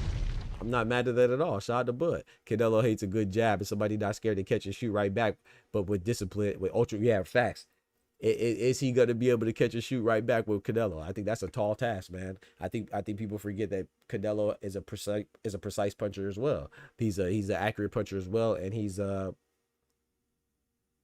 good counter puncher. He has good timing. I think his timing is great. He showed his timing with Triple G. He showed his timing with Edgar Berlanga when he caught him. He showed his timing with Jaime Munguia when he caught him. Only Triple G and only one on only Triple G, and that's only on a technicality because he moved up to 168 for the third fight. But Triple G may be the naturally larger man. Yeah, that's crazy, bro. Pause.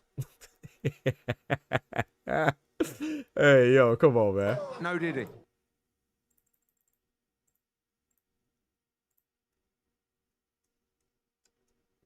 That's crazy, bro. Yeah, even Triple G, yeah, facts. I mean, look how long ago that was, right? I'm trying to think. Yeah, I can't even think of a time. Caleb Plant was bigger. John Ryder bigger. Billy Joel Saunders bigger.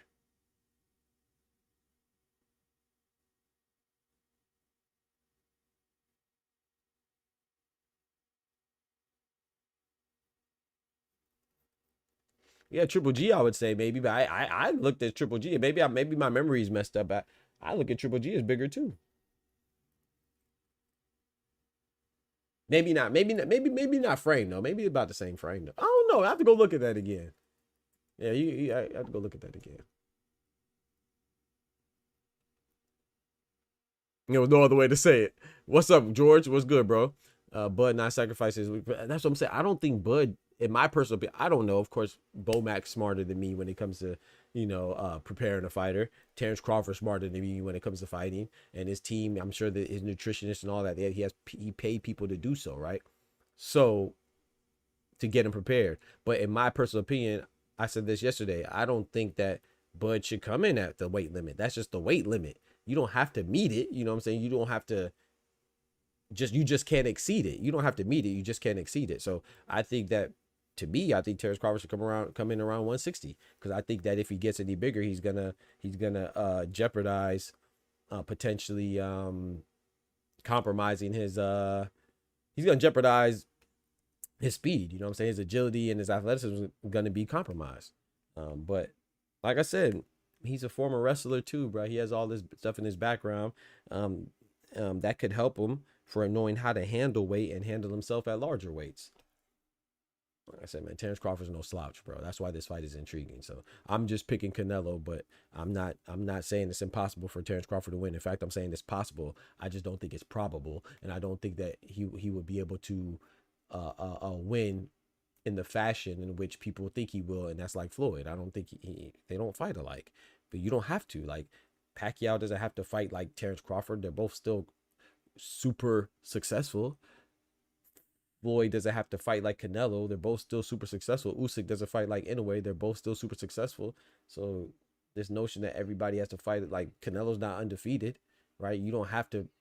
Obviously, Bivol and Floyd don't fight alike, and they were both able to beat Canelo. So you don't have to fight like somebody else in order to beat somebody, you know. But I just think that notion that he's going to fight like Floyd, or he can fight like Floyd, or he has to fight like Floyd, I think that's wrong. I'm gonna stand on that, but I could be proven wrong too, man. He might go out there and like Floyd Money Mayweather out there, man. I don't know. I think Cotto was bigger as well. So was Floyd the smallest guy he fought?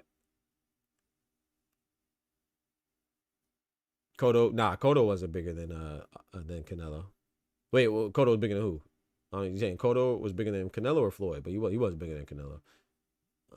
Bud and Lamont and Floyd are guys that always peak in fighting form days or weeks away. Right. Me personally don't want to hear about the reach because everyone that Canelo faced at 168 has longer reach. But they don't execute that reach like Bud. That's the difference. They don't box like Bud. The reach is comparable, but the delivery system is a completely different program. That's not a fair comparison. Lamont has fought at 135 prior to Tank, and 135 isn't his walk around. It's 148, 150, but it peaking on muscle mass is not the same. Canelo. Oh yeah, no. Cotto wasn't bigger than Canelo. No. wait. You talking about Jose Cotto? You talking about Jose Cotto? Or you talking about Miguel Cotto? I'm assuming you're talking about Miguel Cotto, but if you're talking about Jose Cotto, yeah, at the time when they fought, I would say Jose Cotto was probably bigger. As far as like mass, maybe not height and.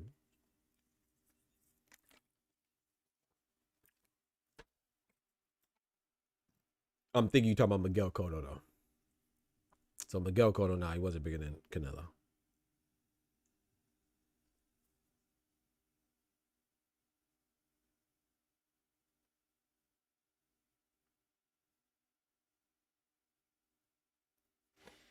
Miguel Cotto is definitely smaller than definitely smaller.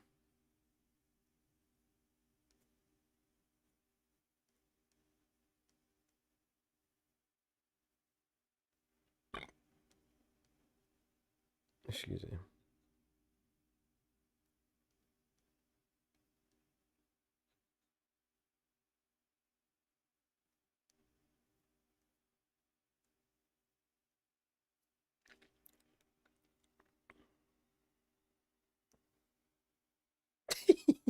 Yo, people funny, bro. Beats muscles and power and strength. Bud is 37. Yeah, Bud is 37. Like I said, I don't think the age is gonna be that big of a deal, man. I mean, I think it's Oster, what's good, bro? Big member in the building. What's good, my brother? I think that age is always a factor, right? But like I said, in this case, I think, like I said, Bud is a smart dude, man. Like, he's not fighting until the fight. He's going to prepare. He has a lot of time to prepare. And I actually think that benefits him because I think he's so great at preparing. I think that this extra time is going to be in his benefit. But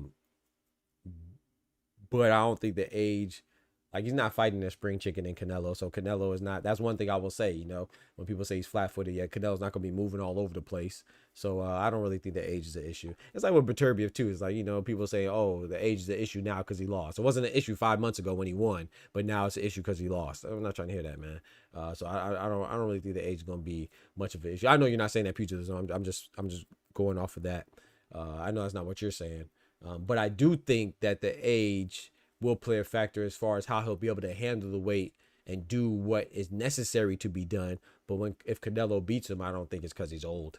Nah, it's because it was just too much for him to compensate for. If he was younger, he probably would do it more effectively too. But then so. But if Bud gonna beat Canelo ass, I know y'all gonna trip about this. However, watch. Now I ain't tripping a lot. Some people think that Bud's gonna. Yeah, I don't, bro. Like I said, Bud is a phenomenal fighter. I don't think it's wrong to pick. But how could I say that? Bud is number 1, 2, or 3. I don't think he's number 3 pound for pound. I think he's 1 or 2 in my personal opinion. But if you have him 1, 2, or 3 between him, Usyk, and Inoue, they're all undefeated and both undisputed in 2 different weight divisions. So, he always has a chance in that ring. So I wouldn't be mad at anybody. I just take exception to when people, in my opinion, make things up, like saying, oh, Bud is going to fight like Floyd and be hard to hit. I've never seen a Bud fight where he was, I don't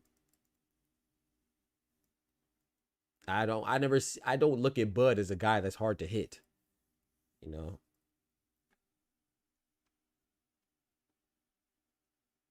That's all I'm saying.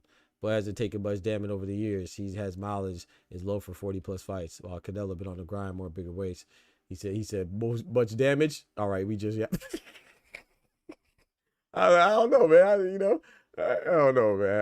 Like I said, I think it's intriguing, man. It's gonna be a good matchup, man. I don't think there's a wrong answer. I mean, well, I picking Canelo, so I think picking Bud is wrong, but I don't think it's like, oh, I can't believe you pick. No, it's not crazy. I don't think it's crazy. When Bud get finished with Canelo, they're gonna open up a snack scam. They might. Hey, Tyson, we just yapping, bro. Y'all crazy, bro. How do you think Munguia versus Siraj rematch will play out? Ooh, bad. I don't know. I ain't think about that one yet. I haven't thought about that one. I'm hoping Munguia wins though, cause I like Munguia, but not even just cause I like him. I think that I think more so than, and Bruno Soros needs all the credit, but I think it's just a bad matchup for Munguia. I think Bruno Soros is just a bad matchup for, and that's scary because it shows that Munguia ain't what might not be what a lot of people think he is. But I got to give Munguia credit for fighting. And I selfishly still want to see if Munguia versus Berlanga could happen, or Munguia versus Caleb Plant could happen. So I want Munguia to win, but you know, what do we say about rematches, Legacy? The rematches benefit the better boxer. Munguia definitely not the better boxer. So, like I said, I got to think about this one some more. But I'll tell you, I'm rooting for Munguia, but I'm not necessarily rooting against Bruno Soros. He's decent too, but I just know Munguia more. But yeah, I don't know. Yeah, I got to think about that one some more. But right now, today, I'm picking Munguia. I never thought Munguia was good. I thought Munguia was good. I think Munguia is good. I still think he's good. I just think he blocks with his face. I think he blocks with his face. His defense is not good, but he's a high volume puncher. I mean, he is what he is, man. He throws punches in bunches. You know, so he's an exciting fighter. Good, you know. I don't think he's bad. But I think he's good. I think he's good. Cap. I don't block at all. Yeah, all right. Yeah, that's how you know Cole's capping now. Now you know Cole's capping, right? I didn't block it all. Yeah, all right. Yeah, right. Hey, what my boy Ty said? Yeah, we just yapping. Yeah, we just yapping now. The first two, yes, but that third, Triple G wasn't even taxing. It was a layup. You have a better chance Cage versus John Ryder's fight against Canelo as far as physically taxing. Yeah, that third fight, yeah, that was easy money for Canelo. I don't even like why, and that's the thing. That's why. So I'm so glad you brought that up, because that's why I want to see Bivol Beterbiev now, because Beterbiev is 41, or he will be 41 in January. I think Bivol wins again, but it's not going to be better if Beterbiev's older. So I don't think that the first time Beterbiev loses, I'm not going to say, oh, he lost because of age. No, I mean, he just won. He stopped Callum Smith before he fought Bivol the first time, and he beat Bivol the first time. So, and they fought 5 months later. No, he's not suddenly old. You know, I mean, well, age can't sneak up on you suddenly, but I'm not going to say that because he took his first L. I think that's trash. Give Bivol his credit. Now, if this trilogy doesn't happen, you know, immediately, you know, or at least in the imminent future, and when I say imminent, I'm talking about like within this next year. If it goes out a year, then yeah, I think it's gonna significantly benefit Bivol, because yeah, you can't. I mean, you are getting older, man. 40 is 40. You know what I'm saying? And 40 is not old in life, but if you're an athlete and you're 40, I'm gonna just say, damn. I'm sorry. That's LeBron numbers. That's Diana Taurasi numbers. Like, you're not gonna get any more. You're not gonna get any younger. You're not gonna get any more athletic. You're not gonna get any faster, quicker reflexes. So I'm not gonna say that he's old why he lost.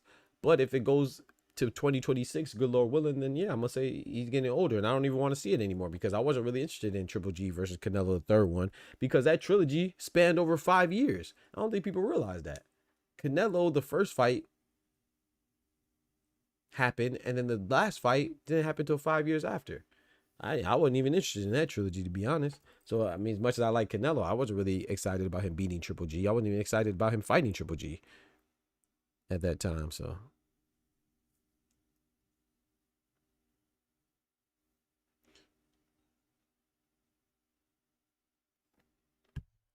you want Bud to let the belt go? Do you think Berlanga is justified in being mad that he couldn't finesse Eddie Hearn to pay extra money to extend his expiring contract? I mean, I think you're always right. That's your thing, right? Do I think he's tripping? I think he's tripping. Is he right to be I mean, I can't. You know, you gotta get what you deserve. It's like when Brian Norman, right? When people said, "Oh, Brian Norman was tripping for wanting more money against John Boots Ennis." How you want to? Hey, no, get what you feel like you deserve. Get compensated for your services. If you feel like you can get more money, you deserve more money, then get that money, man. Because when you don't deserve it, then nobody will pay you anything. He's a, you know what I'm saying? He's a champion. So if you want to get more money, do what you do. I'm not here to tell nobody what they deserve financially. So Edgar Berlanga, should he be upset if he wants to be? But if Eddie Hearn also has the right to not want to overpay anybody either. You know what I'm saying? And we don't want to lose money. And Edgar Berlanga has it seemed like he wants to fight real competition, right? Yeah, that's one thing I will salute Jaime Munguia on. Jaime Munguia lost to Canelo, and his bounce back fight was against an undefeated Eric Bazinian. You know what I'm saying? Not saying he was known like that, but he was undefeated. So he has an aura of invincibility, and he doesn't know how to lose. So that means something. You know, he had like 32, he was 32-0 or something like that. And then after he struggled with Eric Bazinian, then he went on and fought another undefeated fighter, Bruno Saras. And obviously in hindsight, that was a mistake.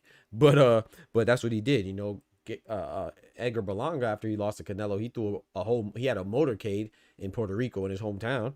And he was throwing parades and celebrating like he won, which I get it. You know what I'm saying? Hey, man, you establish generational wealth, but there's no moral victories in boxing, right? So it didn't seem like it made him more focused. It seemed like it made him less focused. And so then he wanted to follow up that fight with a fight against Gabriel Rosado. If I'm Eddie Hearn, I'm not putting that on main event either. You know, no, Gabriel Rosado, like I said, he wanted to fight Gabriel Rosado. Gabriel Rosado is a commentator, right? He hasn't fought in a minute. And then when he did fight, he fought to try to prepare himself for the Edgar Berlanga fight. And he messed around and lost in the exhibition, the 4-round exhibition. If you can't beat a guy in a 4-round exhibition who's not a professional boxer, then why are we talking about you headlining a homecoming for Edgar Berlanga? So if Edgar Berlanga could be mad that Eddie Hearn wasn't going, but at the same time, I think Eddie Hearn should also do what he's doing, and I don't think he made the wrong choice. I mean, because I would watch it, but who's watching? Edgar Berlanga has to realize that I think his star he is a star, but he's not as big of a star as he thinks he is, right? He thinks that he could main event with anybody. No, it depends on who you're fighting.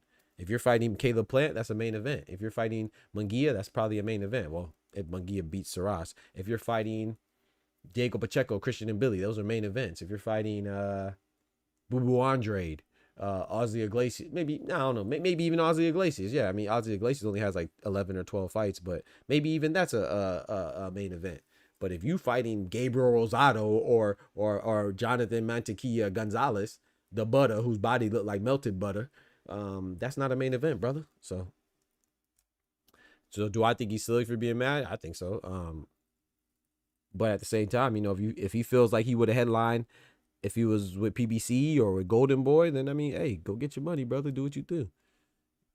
Just don't mess around and end up like Dennis Schroeder. You know what I'm saying? Turning down a lot of money and being kind of foolish, and then mess around and get less. I personally think he should stay with Matchroom. No one expected a guy with only 4 knockouts out of 25 to stop Munguia, who managed to go the distance. Yeah, facts. But Brunel, that just goes to show you that anybody can get dropped. How you gonna beat a top fighter with the game plan? He just presses square every round. Age can't be considered a factor, maybe, but Bivol won because he had more answers in the second fight than Ben. Talk to him, Ty. Right.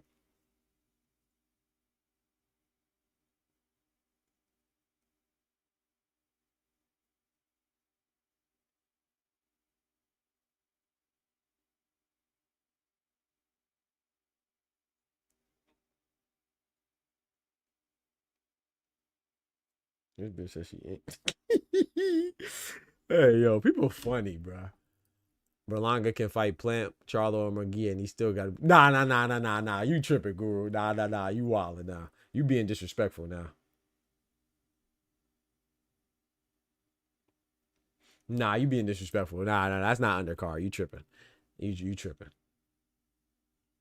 Berlanga and any one of those guys are main event, bro. Stop it, bro.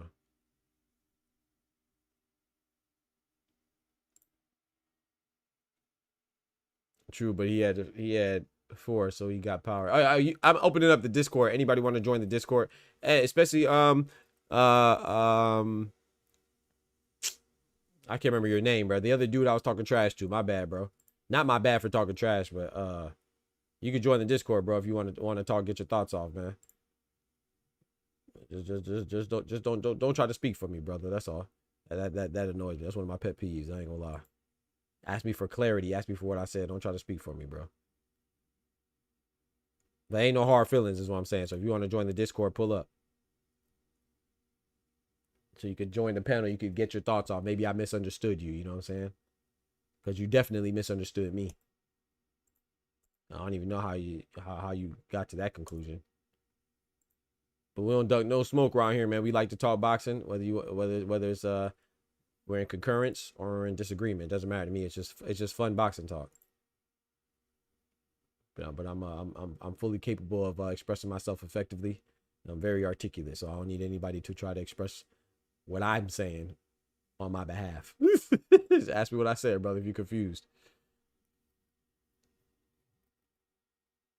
But yeah, man, the Discord is now open. Let me drop the link. I'm trying to pull up the link. I apologize. I see my boy Clone and my boy Ty in the background. Give me a second. I'm trying to drop the link. I know it's taking a little minute. I can't find it. Oh, there you go.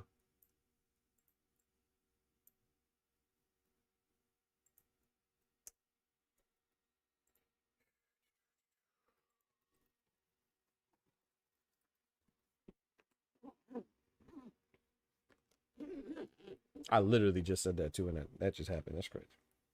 I wish I could say I win the lotto and that'll happen, but I guess you got to play the lotto to win it. Bro, I just literally said this morning. I was like, man, they ain't copyright me for my intro in a long time. And then they just copyrighted me.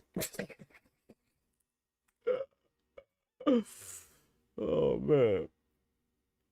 I ain't win $1 million ever. Let me get that $1 million.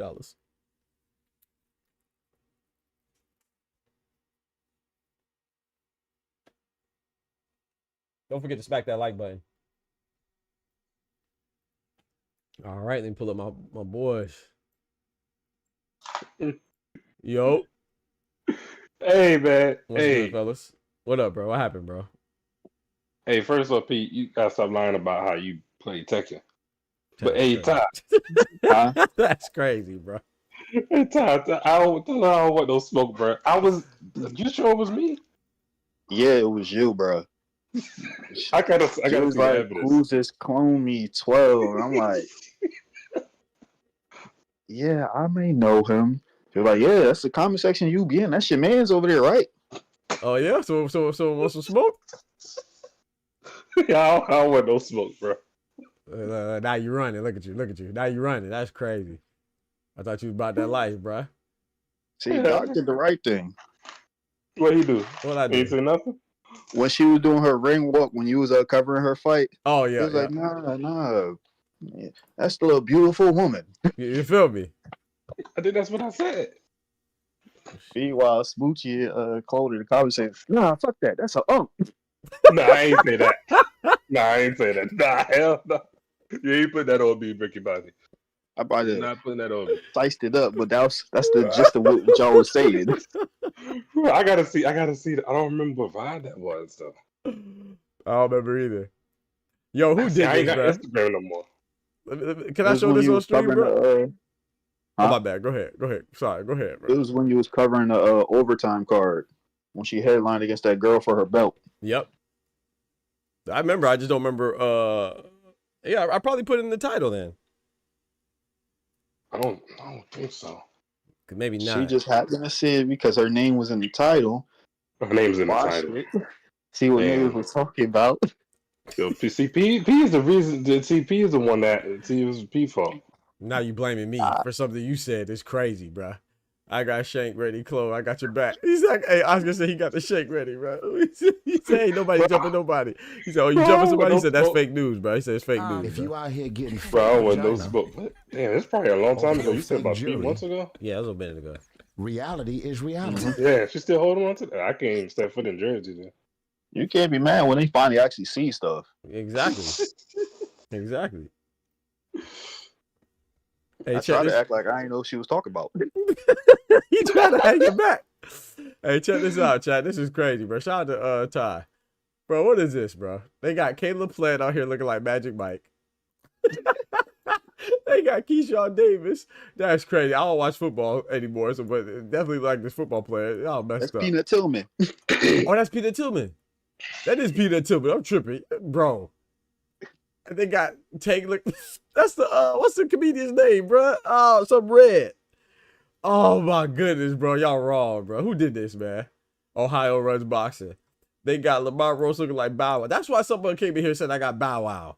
Who said that yesterday? I was like, why you calling Lamar Rose Bow Wow? Yeah, they be calling Bow Weezy. That's crazy, bro. Adrian Broder got to look like Gucci Mane. And Blair Klobb's looking like, I don't even remember what bone. This is a Busy Bone? Nah, that's not Busy Bone. That's like comedian. Nah, bro. That's Busy Bone, bro. Oh, yeah, Busy Bone. That's Busy Bone. Yeah, for Blair Klobb. Yeah, the comedian is for Gervonta. That's something red. I can't remember his name. Something red. But this is, that's Busy Bone or Lazy Bone. One of the bones. It's the bone that be fighting. Yeah, facts.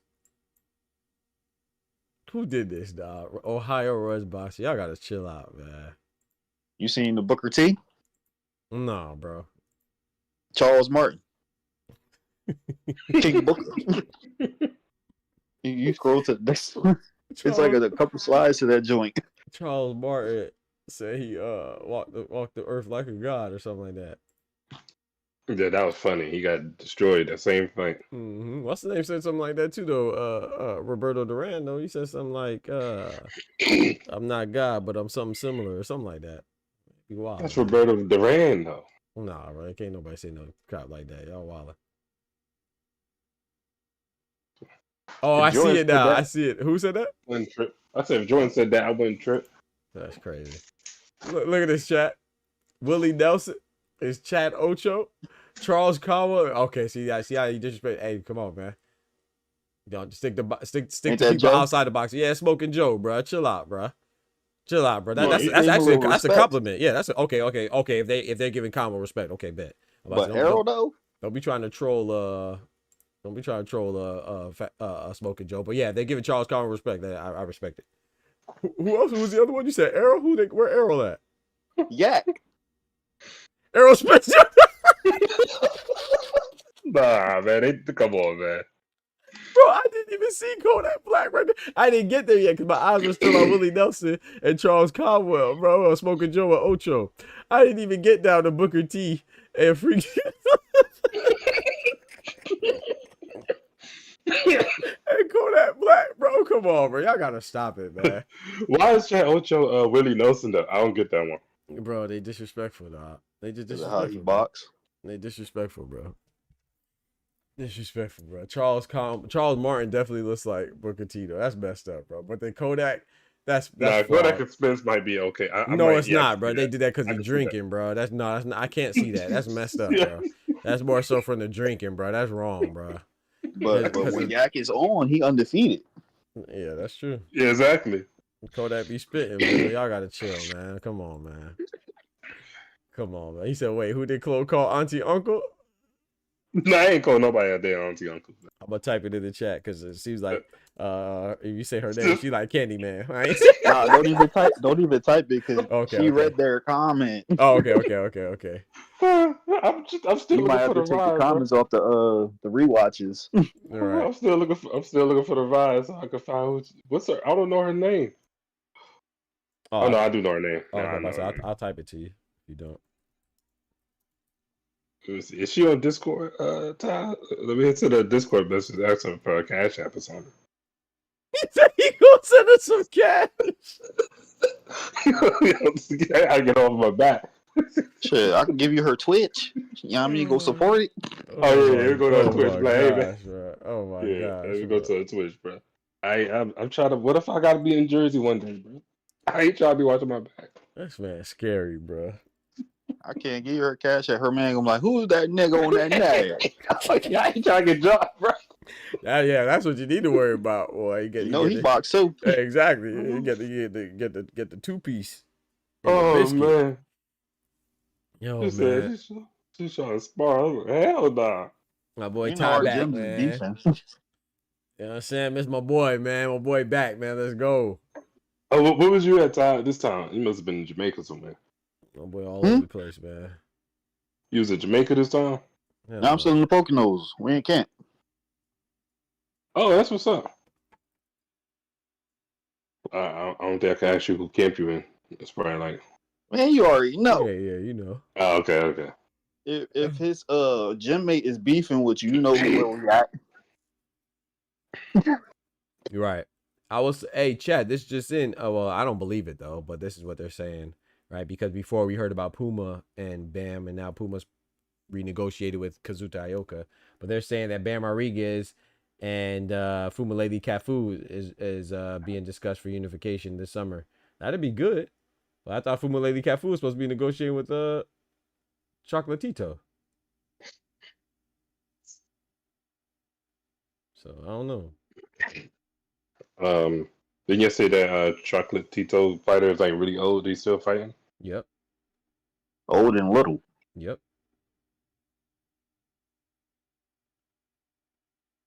Yo, shout out to George the Last Patriot dropping that bread, that cheese, that butter.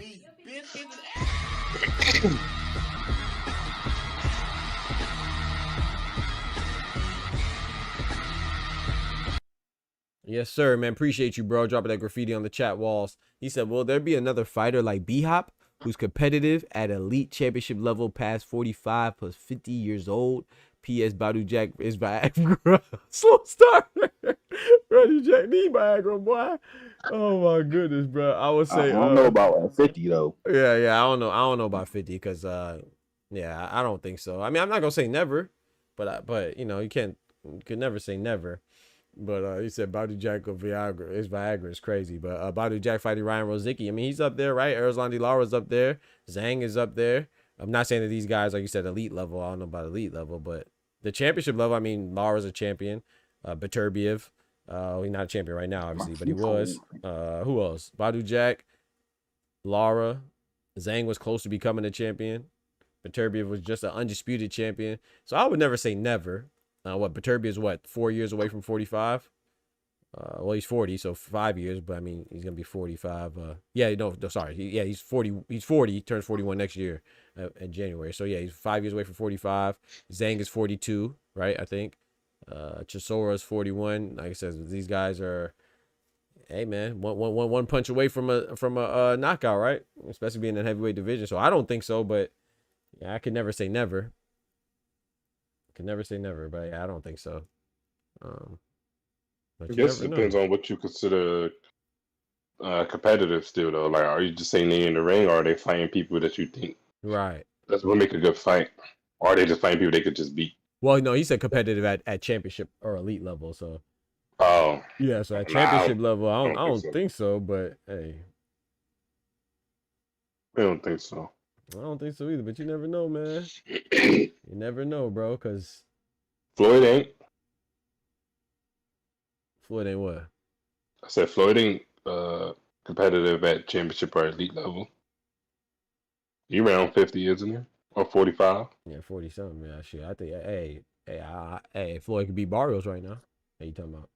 Let me stop. I don't know. Let me not say that. I don't know about that. Hey, you better be careful what you say in these streams. Yeah, facts. Watching. Facts. I like Barrios, but I think Floyd could probably beat Barrios. So I ain't gonna hold you.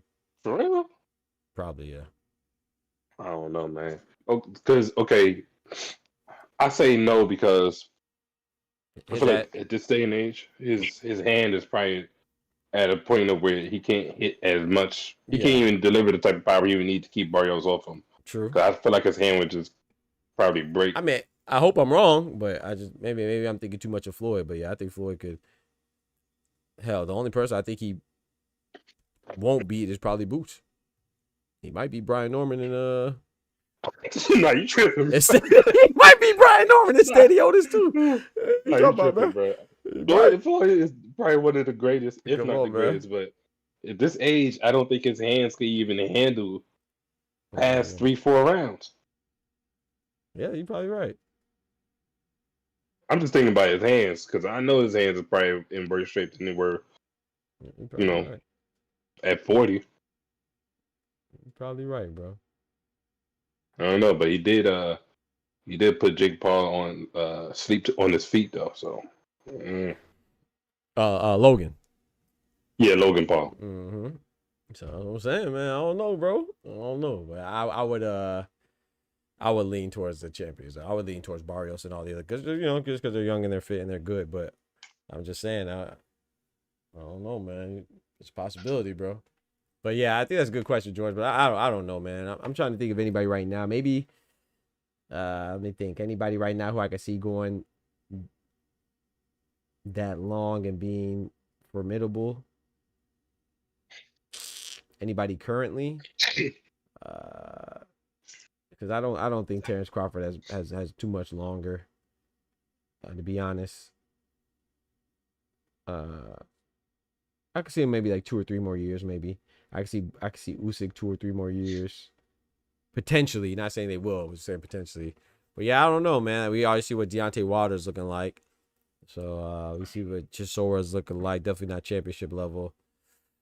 I'm trying to think, man. Like I said, maybe Lara. Like I said, maybe Lara, man. It got to be Lara. I'll lean towards it. What? Like, I think Lara's what, 41? So he's not too far. So, and he's a champion right now. That nigga really 50. Right, exactly. Yeah, I didn't say better be if he damn near 50. Yeah, but see, even Beterbiev, I don't think he could last 4 more years. I mean, Lara's older than Beterbiev. Actually, Lara's 41 right now. Beterbiev is 40. He turns 41 in January. I'm trying to see if Lara turns 42 this year. Let me see. Yeah, April. So yeah, he's 41. He's about to be 42 this year. So I can see Lara. Who that? Badu Jack? How much more time do you think he got? Badu Jack or somebody else? 42 or 43 like that? My bad. You said Badu Jack or who? Yeah, Badu Jack. Okay, he Badu like Jack, 42 or 43? He's 41. He turns 42 in October. How much time he got? I don't know. I ain't gonna lie, bro. I think he's gonna beat Ryan Rozicki, but if he unifies like I watched a little interview, he said he wants to. I don't think he beats. I think that might be his last fight. I ain't gonna lie. If he tries to unify with Zerto or Jabata, I think that might be his last fight. But I could be wrong. You think he could last 3 more years? 4 more years? I don't think so.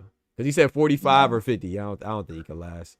Like Clone said, if he's fighting like guys that are just decent, you know what I'm saying? If he'll be a serviceable guy to 45, yeah. But a championship level, even at cruiserweight, I don't think so. The only one I can see is Lara, because 160 is kind of dead too. So maybe Lara could last that long. I don't know. What were you asking, Clone? What about Chocolatito? Isn't he about 45? Is he still fighting like? No, he's like 39. He's like 39. He's like 30. Oh, okay. Yeah. He just looks older than. I guess he fights older than, because I haven't seen him in that fight. Yeah, it's smaller waist too. Oh no, he's not even 30. He's 37. He turns 38 this year, so I was 1 year off. But he just has a lot of fights, and in a smaller weight division, that they age. Yeah, that's true. Yeah, he's 38, but he has 37 going on 38, and he has 56 fights. He started early. Yeah. That's his problem. Yeah. Yo, shout out to George again, man. Dropping that bread, that cheese, that butter.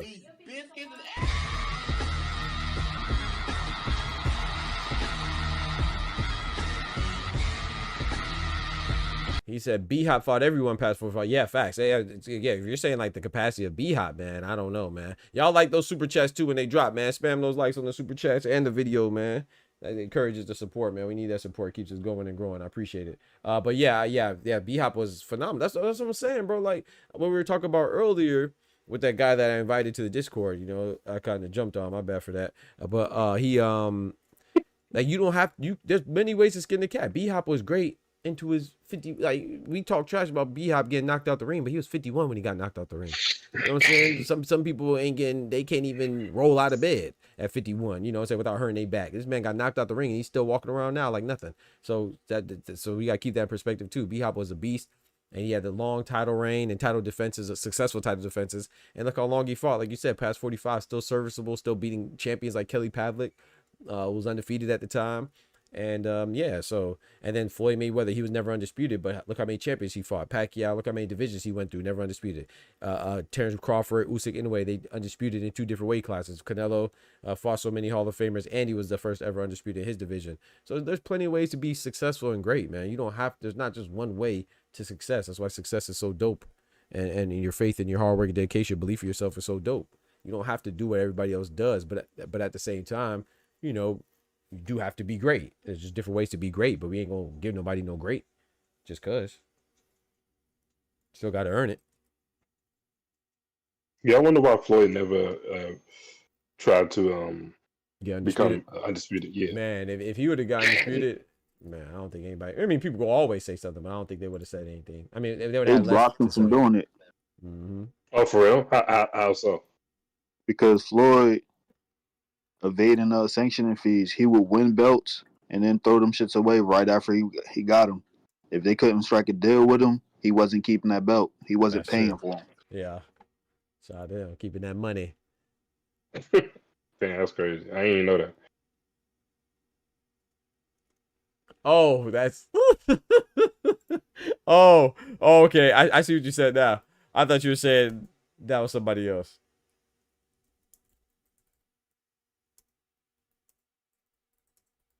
That's the Forrest Whitaker. Damn, Oscar, tell him my man. I'm about to say you wrong, bro. Yeah, definitely, Mr. Farmer, man. Thought he called Farmer slipping. That's crazy, bro. Man, what y'all think about this Farmer fight, Todd? That about ask Chloe. Chloe, you know Tevin Farmer or not really? No, not really. Okay. I know you. I don't know y'all spoke of him before, but Okay. I'm not too familiar with him. What you think about this Zepeda and Farmer fight, man? Was Zepeda actually fighting somebody? Yeah, he fighting a rematch. If anything, Mickey happens in this fight against him, I can't defend him because you signed on the dotted line. Yeah. So I don't want to hear nothing about, there wasn't a proper drug screening. Bro, you signed that contract. You should have had somebody other than your significant other read that contract. Get a real lawyer. Yeah. He said that they got it this time for sure, so.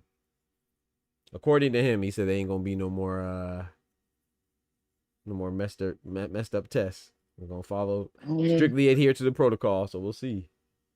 There's woman on social media talking crazy. What she said? Well, snitching. Talking about certain things that's not going right. The camp looking funny. When is that fight again? That's end of March, right? End of this month. Yeah. And as far as promotion, they not paying for flights and this, that, and the third. So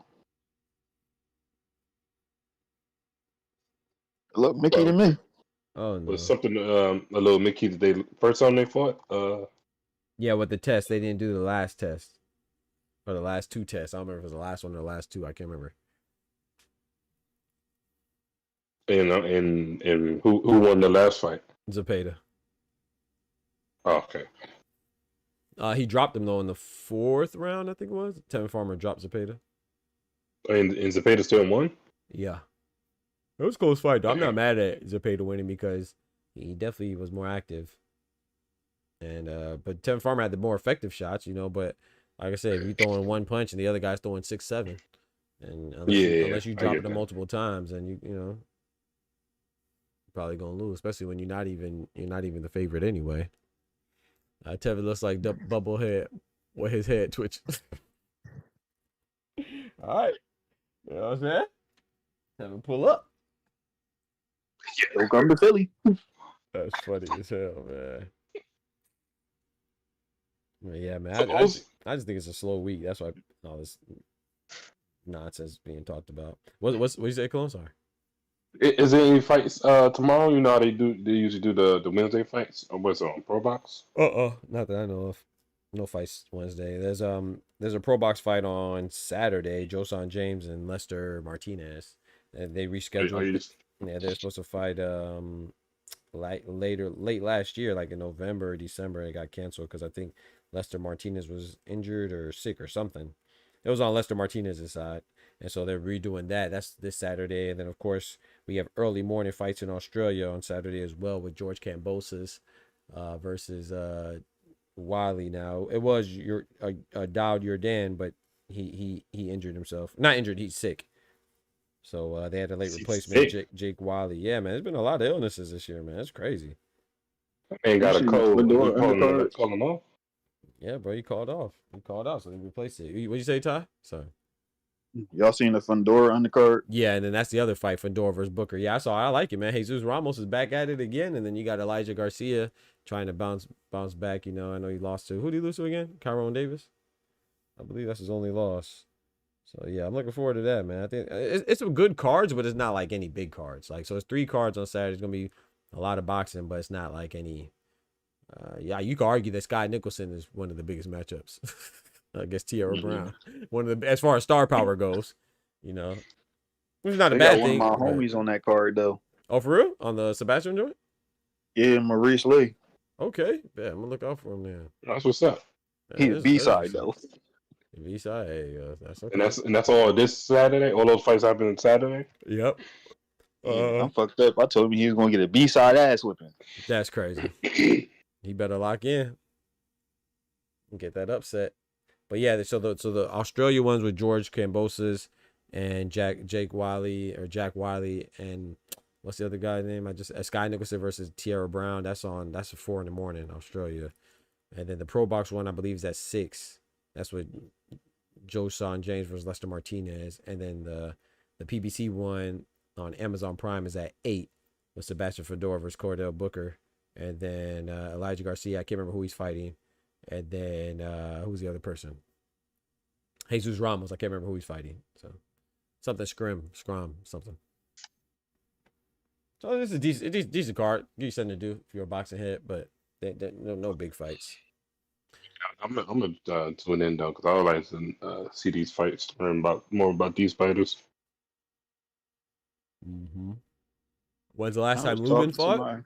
Lubin's fighting Ardrew Holmes. He's fighting at the end of this month too, I think, or beginning of next month. That should be a good one. Ardrew Holmes, undefeated guy from Michigan. He could be Detroit or Flint. He's from Michigan for sure. One of the cities in Michigan. That should be a good one.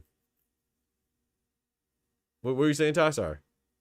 I was talking to somebody here. I can't specify what trainer said this. But he was like, you think it's a good move for Bud, sit out and not be active? Like, he could have got him a little free one at 68. Man, who was that guy that fought Berlanga, the Edgar kid? Yeah, 68, he could have got him. Facts. Terrence Crawford would have made short work out of mantequilla. That man came in there with his body looking like melted butter, boy. Melted mantequilla.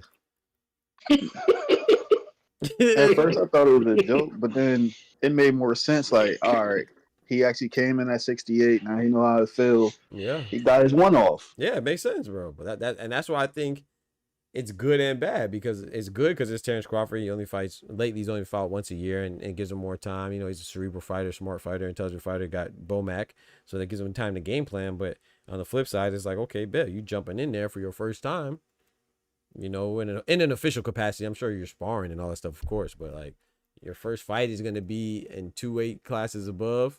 Some people say 3, like myself, because I still consider him 147. And then you're fighting a top guy like Canelo, just raw dogging like that, just raw like that, man. Raw like that, just raw like that. Yeah, Kendrick, what's good, bro? Big member in the building. I think Bud could beat Berlanga or Munguia.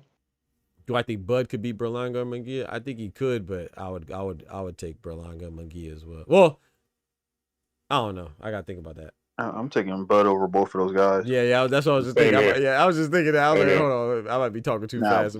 Now that one, I gotta see some shit. Caleb Plant, I'm taking Caleb Plant. Yeah, I think I'm taking Plant. Munguia and Berlanga. That's the thing. Like, Berlanga has to land a shot, and I don't know if he can. That's the thing, because I want to take him because, bro, maybe I respect weight classes too much, but those are big dudes, man. Nah, I just don't know if Berlanga can. Should, though. Yeah, I just don't know if Berlanga can hit him. That's why I had to hesitate. But Munguia, I ain't gonna lie, I got Munguia, and that's crazy because because I ain't got Munguia. I just think that he'll eventually overwhelm him. That's a lot of punches, man. Now, if Bud could drop him though, Bud could definitely. We see Bruno Saras, so, but that's just, I don't know, man. Okay, let me ask y'all this: do y'all think Bud hits as hard as Bruno Saras, even though Saras is not a big puncher? Even if he doesn't hit hard, I see it looking like the I think Pacheco it's- fight with Nelson. Only difference is Bud not gonna let down. You think so? Even then, I think Nelson's so much bigger. You think he could?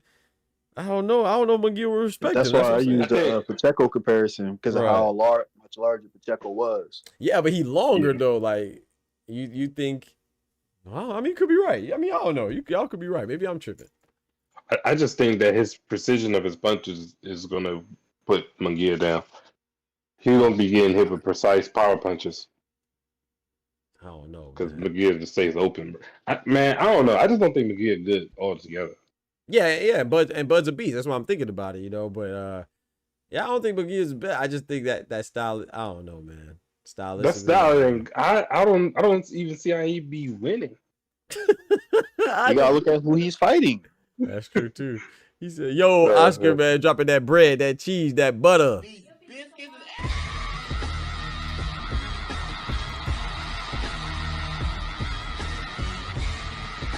He said, "Man, Takia look like he got a lipo or a C-section." I saw somebody say he looked like somebody baby moms. I said, "Come on, man, y'all wildin', bro. Y'all wildin', bro." Shout out to Oscar, man. Thank you so much for the $5, man. Appreciate all the love, y'all. So, he said, "After go ahead, go ahead." Oh, my bad. No, I didn't mean cut you off. No, you good, bro. Go ahead. I was gonna read a comment. Go ahead. I'll read it after. I was gonna say, I guess the better question is, who can Bud beat in these bigger weight classes? That's what I'm saying. I don't think he beats. No disrespect. It's gonna sound disrespectful. It's so crazy because that's the times we live in. People like to, make it seem like you disrespectful because you give your opinion. But I don't think Bud beats anybody at 168. I mean, when I say anybody, I'm not talking about like a guy we never heard of. I'm talking about like contenders. Like I don't think he beats Pacheco, Ozzy Iglesias, Christian, and Billy. I just think these guys are too big, man. But I could be wrong. Like Ty could be right. I could be wrong. Anybody above McCumbie's level, Bud's going to struggle with. McCumbie and lower. That's a good point. Yeah, McCumbie and above. I like that. McCumbie, yeah. McCumbie and above. I agree with that. I don't even know if he beat McCumbie, man. McCumbie was looking good against That's what I'm saying. But he's just so strong, bro. Like now if they can't take a punch, of course, but if they could take a punch and they strong, man, that's bro. Come on, dog. He said after seeing John Jones go to heavyweight to fight the champ after taking years off, I think he could be okay. Man, you talking about John Jones, man, and you talking about MMA. I know it's different sports, but it's probably harder to move up in MMA. You think it's harder to move? Oh, I was thinking the other way. I was thinking it's harder. Oh no. I was thinking it's harder to move up in boxing than MMA. You talk about weight bullies in boxing. It's easier to manipulate the weight in MMA. Yeah, that's what I'm thinking too. Yeah, it is. And John Jones, when he fought, and I did watch those fights, he fought, what's like that French dude, Saras or Saron, whatever his name was. It didn't look too bad. He definitely didn't look Stipe too, though. Yeah, and Stipe, yeah, Stipe Miocic. I saw that too. And he didn't look too bad. He ain't fighting Ngannou, though. Yeah, he ain't fight that man. Yeah, facts. But he had the time to. Yeah, and Ngannou was at PFL by that time too, right? I don't know. Coming off them suspensions and all that other stuff. You say he was trying to, Ty? Nah, hell no. Yeah. Oh, you think he was? Oh. He wasn't trying hard enough. The business ain't make sense. My man had that little case. Then he was suspended. Nah, Ty. I ain't going for this one. I'm going by the history of what was going on. All right. Yeah, I didn't think he was trying to fight him, but like I said, I defer to y'all because I don't watch MMA like that. He said, nah, it's definitely harder to move up in MMA. Nah, I disagree with that. Oh, and you use John Jones, the dude 6'4". Yeah, he's 230. He's already heavyweight. Come from 75 to heavyweight. Yeah, and I know this is gonna sound crazy too, but I mean, hell, his what calls are big, so he big. He got size on him. His damn brothers are big as hell. Yeah, so he runs in the family, man. So yeah, I don't think so. I think both of them play football, right? Yeah. Bunch of D-linemen. Yeah. Chandler Jones and the other, I can't remember the other one. He said he was definitely trying to. Dana wasn't trying to pay and got okay. Yeah, I don't know. I didn't think so. He was trying to, but I'm not mad at him for not. He said, but the business just wasn't making sense at the time. Yeah, I deferred. And then he had that weird case. He said, who had the weird case? John Jones. Yeah. Well. Now I do agree with that though, Kendrick. We say that the fact that they could just lay on you, but I mean you can still. I think. Like we watched Tyson Fury and Wilder, right? When he's just leaning on, so you can lay on people in boxing too, and weigh on them and stuff like that. So, but I get what you're saying. Like, you can't literally lay on you. I got you. But yeah, nah, I think it's easier. I mean, I think they're both difficult. So I'm not saying one is easy, but easier, you know, relative to each other. I would think boxing is harder.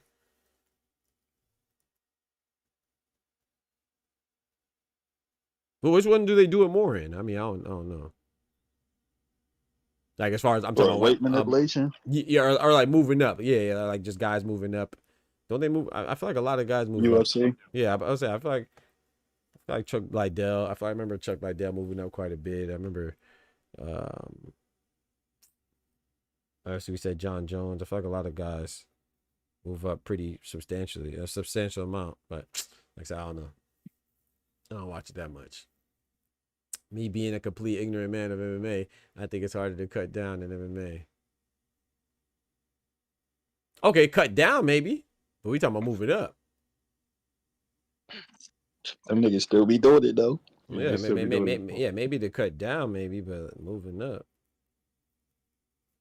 I think will be easier. Cause, let me think.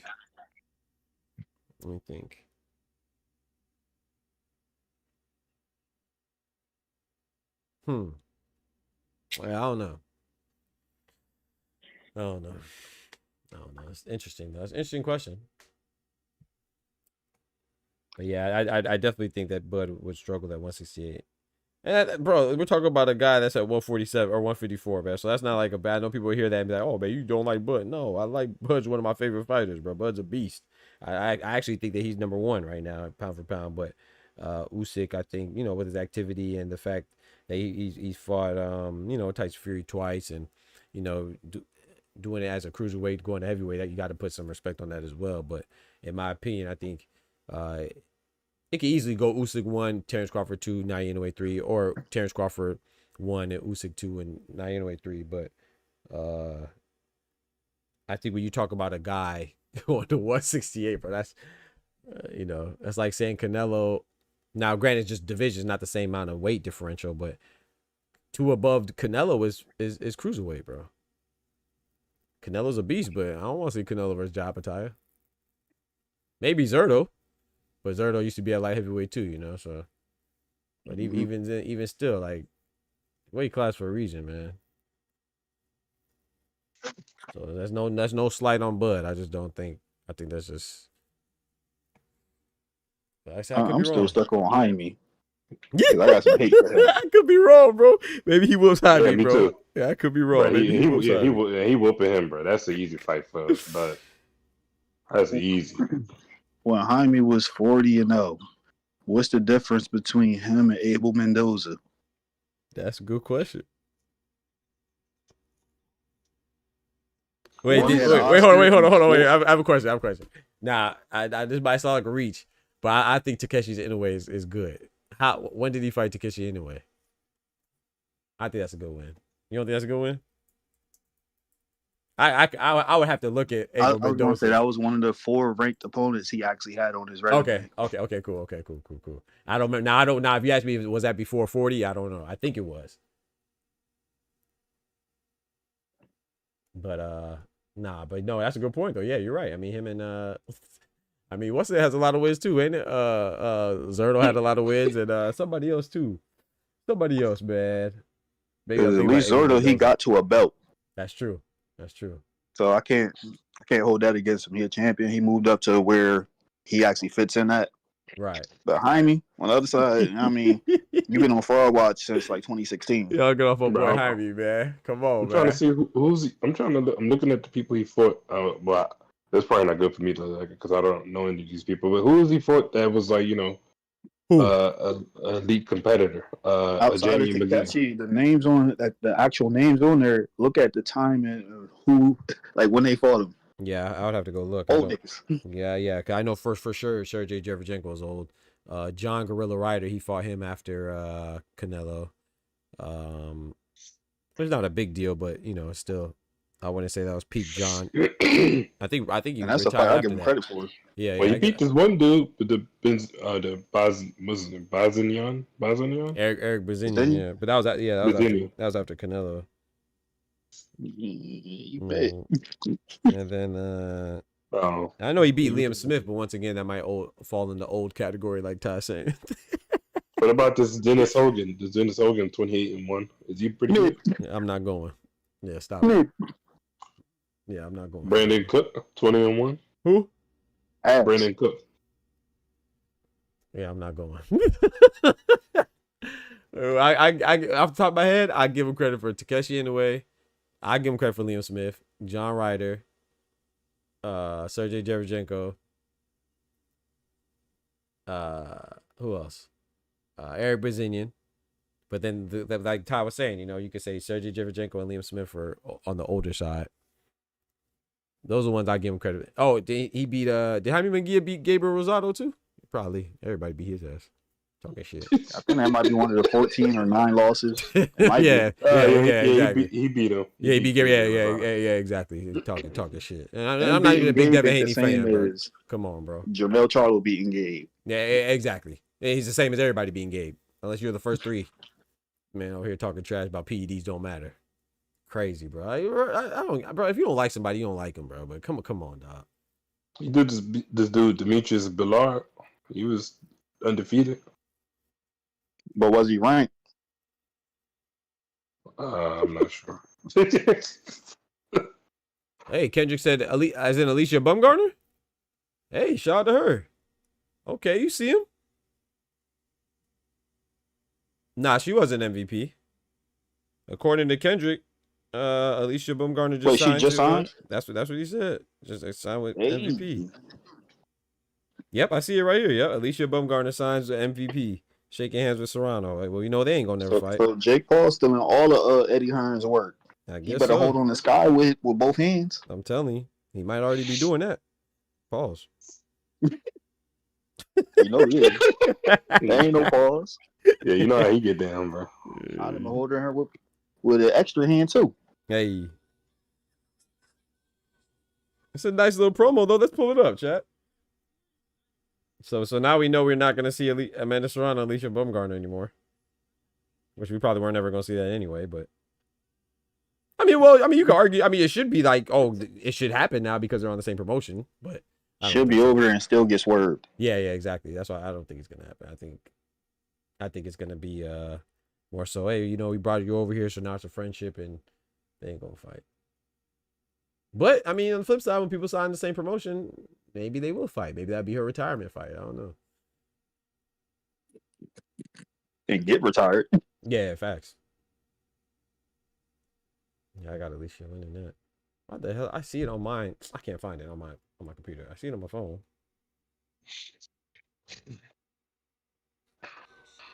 Hey, good looking out, Kendrick. It's cold as fuck out here. Not mad at that, man. Those Eddie side pieces he only wants is little B-Hop, a.k.a. Scott. That's crazy. Here it is, chat. Alicia Baumgartner. What that lady said like that. Alicia, who are you signing with? Alicia Baumgartner, the undisputed super featherweight champion of the world. I think people forget that she was undisputed. The most valuable woman in boxing.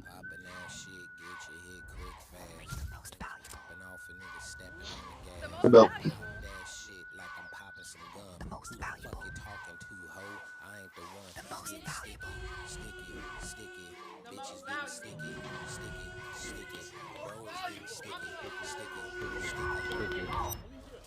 Who are you signing with? Do that little thing. What you said, Tom? I said, yeah, do that little thing. I seen that on IG. Man, tired. Old man just now, boy. Oh boy, tired, crazy, dog. Yeah, I saw what now it makes sense because you hear the background of the song "Getting Stickies," and then she posted like a video, or not a video. I saw a picture on Twitter, and her in bikini talking about sticky. I thought she was talking about something else. Me too. Like, shit. I thought so too. Let me call up Bill, see if I can get in that camp. At least she's still the best of the boxer to be. Yeah. She pretty. Nah. Yeah. She one of them. Yeah, you watch your mother. Low key, Hannah Gabriel's on that list. Yeah, no, I can't say nothing. Anytime they say somebody look good, I'd be like, yeah, she pretty. I ain't saying nothing no more. I don't want to smoke with nobody. Her favorite op gonna be like, yeah, Cone, I seen you. But you wasn't looking at my pics on IG though. Bro, of all the people they pointed out at me. I think, yo, I ain't say nothing. I'm about to delete my comments. Well, at least you know you ain't got to worry about Clarissa no more. They friends now. Yeah, I seen it. I seen that they was cool now. Hey, chat. Hey, check this out, chat. This how you know people are hoes, bro. Somebody, somebody. I'm looking at my likes, bro. Someone disliked the video 23 times. What, yours? Yes, bro. That's how you know. That's how you know people ain't got no life, bro. I know it's the same person. I didn't know they disliked it. Oh, actually, you can look at the thing. I just happened to be looking because I was looking at that video. Look, someone disliked it 23 times. You can see it on the YouTube.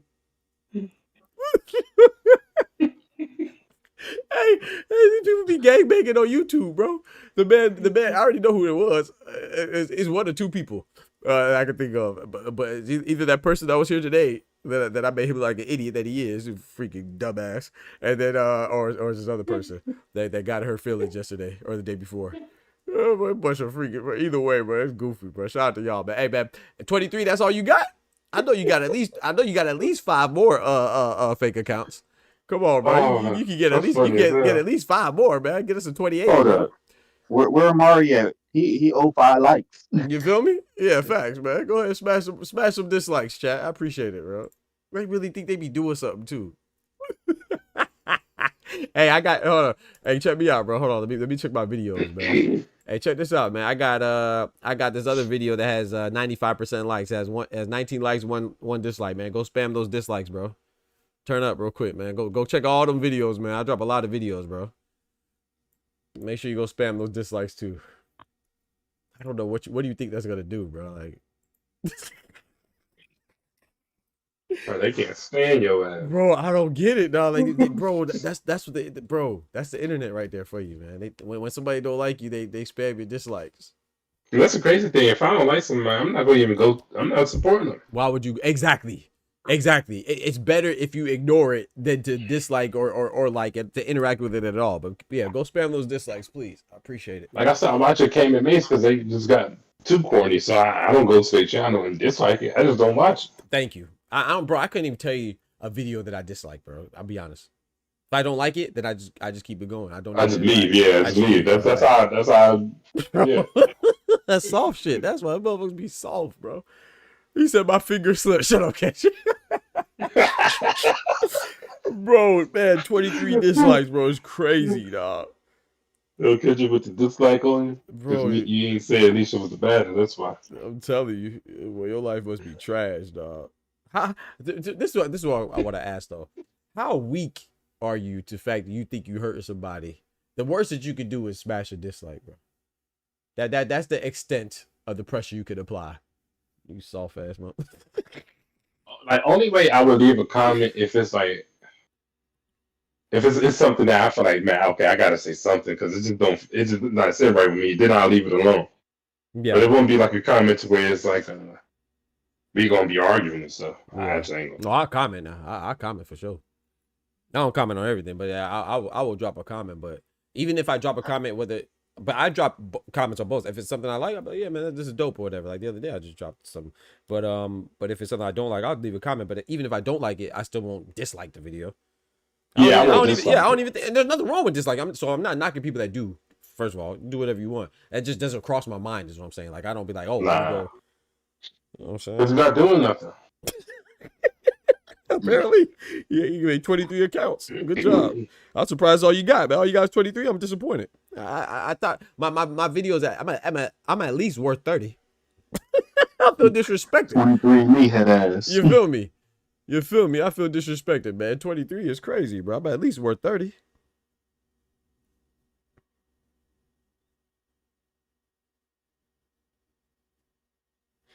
Amen. Okay, my mom sent me this. She said, prospering may not be immediate, but it is guaranteed. Misfortune pursues the sinner, but prosperity is the reward of the righteous. Amen. Let me read another one. This is from Mama Doc, man. She sent me another one. There are no impossible situations for the child of God, because for God is nothing. Sorry. There are no impossible situations for the child of God, because for God nothing is impossible. Amen. Count your blessings. Damn. That's a fact. That's a definitely amen. Amen. You ain't a child of God though, so. That's crazy, bro. That's crazy, bro. All right, you're a damn heathen, man. You see That's what you crazy, just did to bro. old boy earlier? You talking about your child of God? Your child of God don't be doing that. I'm telling you, bro. Watch your mouth, man. We put words in my mouth, man. Goofy behind. Be like, bro, like how you come in and just be completely wrong, bro? I don't mind the discussion, dog. But if you want to have a discussion, hey, man, let's talk boxing. Whatever. Boom. But come on, dog. This man told me that I said I took away. I don't even remember what he said. Something about me discrediting Floyd. He said all of us. Yeah, he said y'all. My bad. Yeah, he said y'all, all of us together. Because we talking about Floyd. Why would you even assume? That's what's wrong with people. Like, people will assume that you're disrespect. They don't listen to what you're saying. They just assume, what the heck? Floyd's literally an emote in my channel. It's literally my favorite boxer. I think he's the greatest boxer of all time. Why would I take away his credit against anybody? I think Canelo is one of his best wins, not because of at the time he beat him necessarily, but that too, but also because of what Canelo turned into.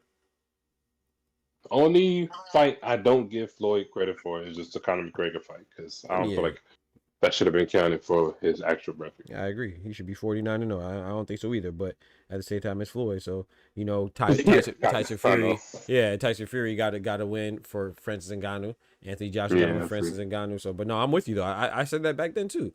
Floyd's my favorite fighter, but I don't think this should be a professional sanctioned fight. I thought it should have been an exhibition.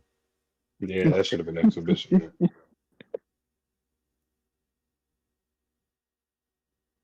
All right, my mom sent me another one. My mom going crazy. Said, "Good morning. Focus on your strengths, not your weaknesses. Focus on your character, not your reputation. Focus on your blessings, not your misfortunes. Amen. Have a wonderful, blessed Tuesday. Dang, I can't read. Man, she must know that dude was talking about you, because she told you to focus on your damn. She gets tripped up. Facts. Let me find out my mama lurking in the chat. Hey, Doc, check your DM. Yes, sir. Oh man. So there's no real big fight. No big fights this weekend, and I guess the only fight we can look forward to in this month is the Munguia rematch, basically. Nah, that's May. Wait. That's May? Yeah, it's May. That's Canelo on the May 3rd card with Canelo. Nah, man, this month is well, yeah, you're right. Not a big fight. You're right. I mean, I'm interested in the fight. I think you should watch the Sebastian Fedora and Cordell Booker fight. I think it's gonna be a good one. That's what you said. That's the end of March, right? Uh-huh. Oh, okay, I'll watch that. You sure you want to be do commentary for that one? Say it one more time. You doing commentary for that one? Yes, sir. What is this? He said it's how it's how Amanda looked at Alicia. Oh, let me play this on the Discord. I'll be on the chat. This how Alicia Baumgartner looked at this how Amanda Serrano looked at Alicia Baumgartner when she came to MVP. I can't hear it. What the hell? Why is the site muted? Bro, I can't unmute it. Isn't that in the top right corner somewhere? No, I mean, yeah, it's on the tab. It says the tab's muted, and then I'm unmuted, and then I play the video, and it's still muted, and then it goes back muted every time I play it. That's trash. But y'all get the pick. Y'all get the point anyway, muted or not. He walks in and they just looking at her like. That's a WWE reference. Yeah, I've seen it. That's I'm reading the thing, Bianca. That's funny, bro. The champ looked at her like, "Fuck, she doing here?" That's funny, bro. They hate it, man. Sees Junto versus Nishida's happening. Yeah, man. I hope so, bro. Have they released a full undercard for Inoue? I didn't see it. I just saw Rafael Espinosa versus Emmanuel. What's his name? Who's he fighting? Emmanuel Vasquez? Let me see. I don't think they did, though.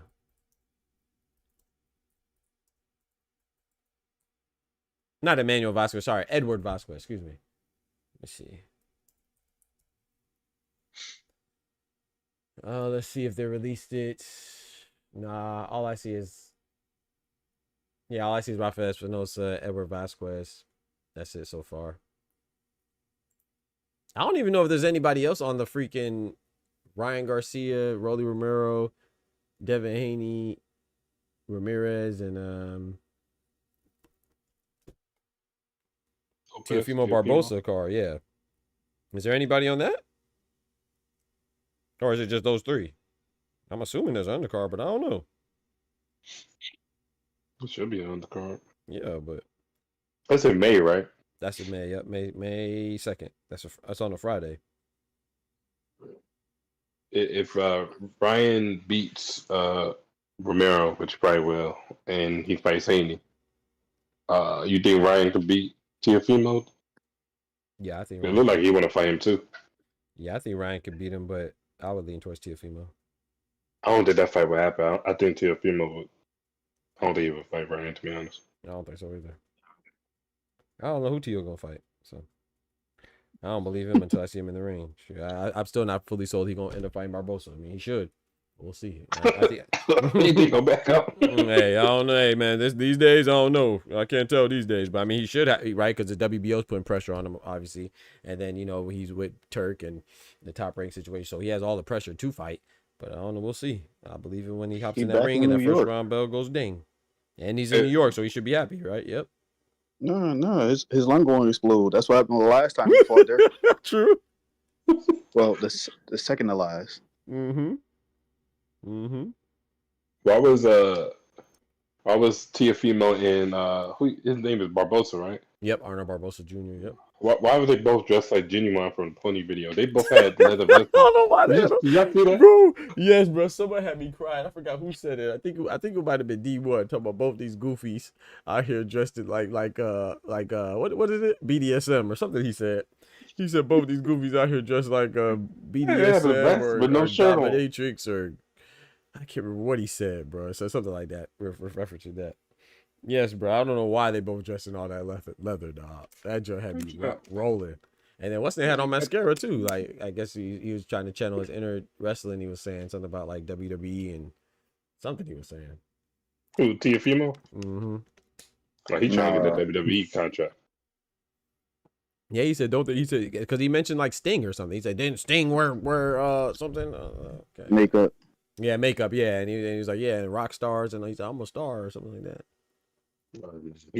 He wore face paint, not makeup. Yeah. Facts. Meanwhile, you dressed like a Wrangler. Yo, facts. Cowboy hat. Bro, he pulled overalls. That was crazy. Bro, the overalls, dog. The overalls was crazy, bro. I'm going for Barbosa, bro. I don't know, man. I think Teofimo gonna win. Are you guys familiar with Barbosa? Yeah, he fought quite a few people, but most recently he fought Jack Catterall, and he actually fought the guy that Devin Haney's fighting, Jose Carlos Ramirez, before. You beat him too? Yeah, it was a good fight though. Remember he was on the undercard of Devin Haney and Ryan Garcia. He fought that Irish dude, Sean McComb. I don't know if you remember, but I was like, it was a robbery. Okay, yeah, I remember that. Yeah, Arnold Barbosa, he's the beneficiary of the robbery, man. Sean McComb beat him. But it ain't his fault, he fought. Nah, he got smoked. It wasn't even like, I don't even know how he won that fight, I ain't gonna lie. Oh, so it wasn't even close. Hell no. Okay, Top Rank. What Top Rank now? They trying to do this little American push with Inoue. You see him out there with Shohei? Oh, nah. I don't know if this at the baseball game or the. I just sent it to you. Okay.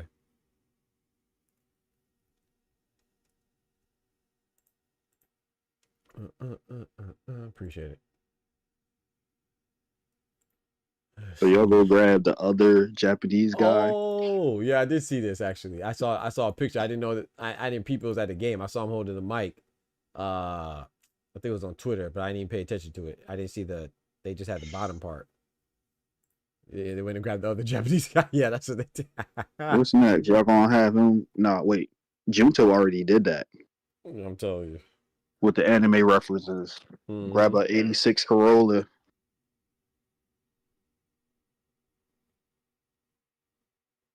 Now you're in a way out there, man.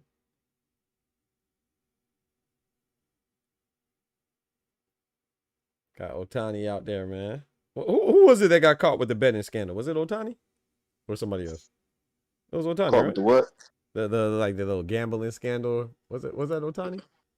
Yeah, it was him. Well, it wasn't him directly. Yeah, it was his manager or something like that. Don't trust that translator. Hey man, he said, "Hey man, we gotta get this money, man. They be out there high rollers, man. You seen what was that movie with Will Smith? Was it Hitch? No, not Hitch. Sorry, the one with Margot Robbie. Because Hitch had Eva Mendes. The one with Margot Robbie. Focus. Yeah, remember Focus? Remember the guy with the high roller? I believe he was Japanese. Definitely Asia, but I believe it was Japanese specifically. And they were doing the number thing with the football game, and he was like, "Oh, you gonna pick 55?" Yeah, they got him from all that betting. And they say, "Hey man, you know hey." Otani said, "Hey man, I gotta get my bets in."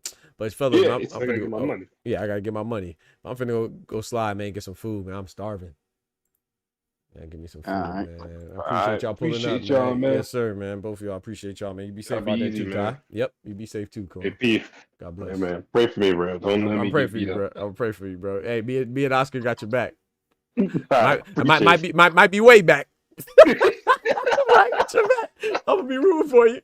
I was like, hey, duck, Bob, we come up. Get up out of there. Hey, yo, get up out of there. Yo, man, appreciate y'all coming through, man, for real, man. Thank y'all for showing love. I appreciate it, man. Any type of interaction that you do with the channel, I'd appreciate it. You know what I'm saying? That means liking or disliking. I appreciate it. So that's a great thing about hate, man. You're so blinded by your hate that you think you're hurting somebody, you're actually helping them. So I appreciate it, man. Whether you want to like or dislike, just interact, bro. I appreciate it. Either way it goes. So thank you for the interaction. But most importantly, thank you to the real ones, all the members coming through, showing love for real. Don't forget to subscribe to the channel. You know what I'm saying? Like always, man, show some love to the channel. If you haven't subscribed, make sure you turn on that notification bell as well, as the notification shows you right here. We go live twice a day, Monday through Friday, 8 a.m. for the morning show, 7 p.m. for the evening show, both at Eastern Standard Time. And shout out to George, last Patriot, for the $5. Shout out to George for the $2. Shout out to Oscar for the $5 at the super chat. Appreciate that love. Them going the extra mile. Don't forget to smack that like button or that dislike button. You know what I'm saying? Shout out to my boy Ty for coming through, my brother. Shout out to my brother Clone for coming through on the Discord and kicking it for a little bit, man. So y'all remember to take care of yourselves too, man. Tell somebody that you love them. Interact with the channel, like or dislike. But most importantly, remember, with God, we can do anything. Without God, we're nothing. The doctor's out. Peace. From the hood to college, both worlds they had to meet. 6 degrees between us, so cold, we're about to freeze. But we're Florida boys, hot takes, we bring the heat. We're moving the culture, the engineers to the streets.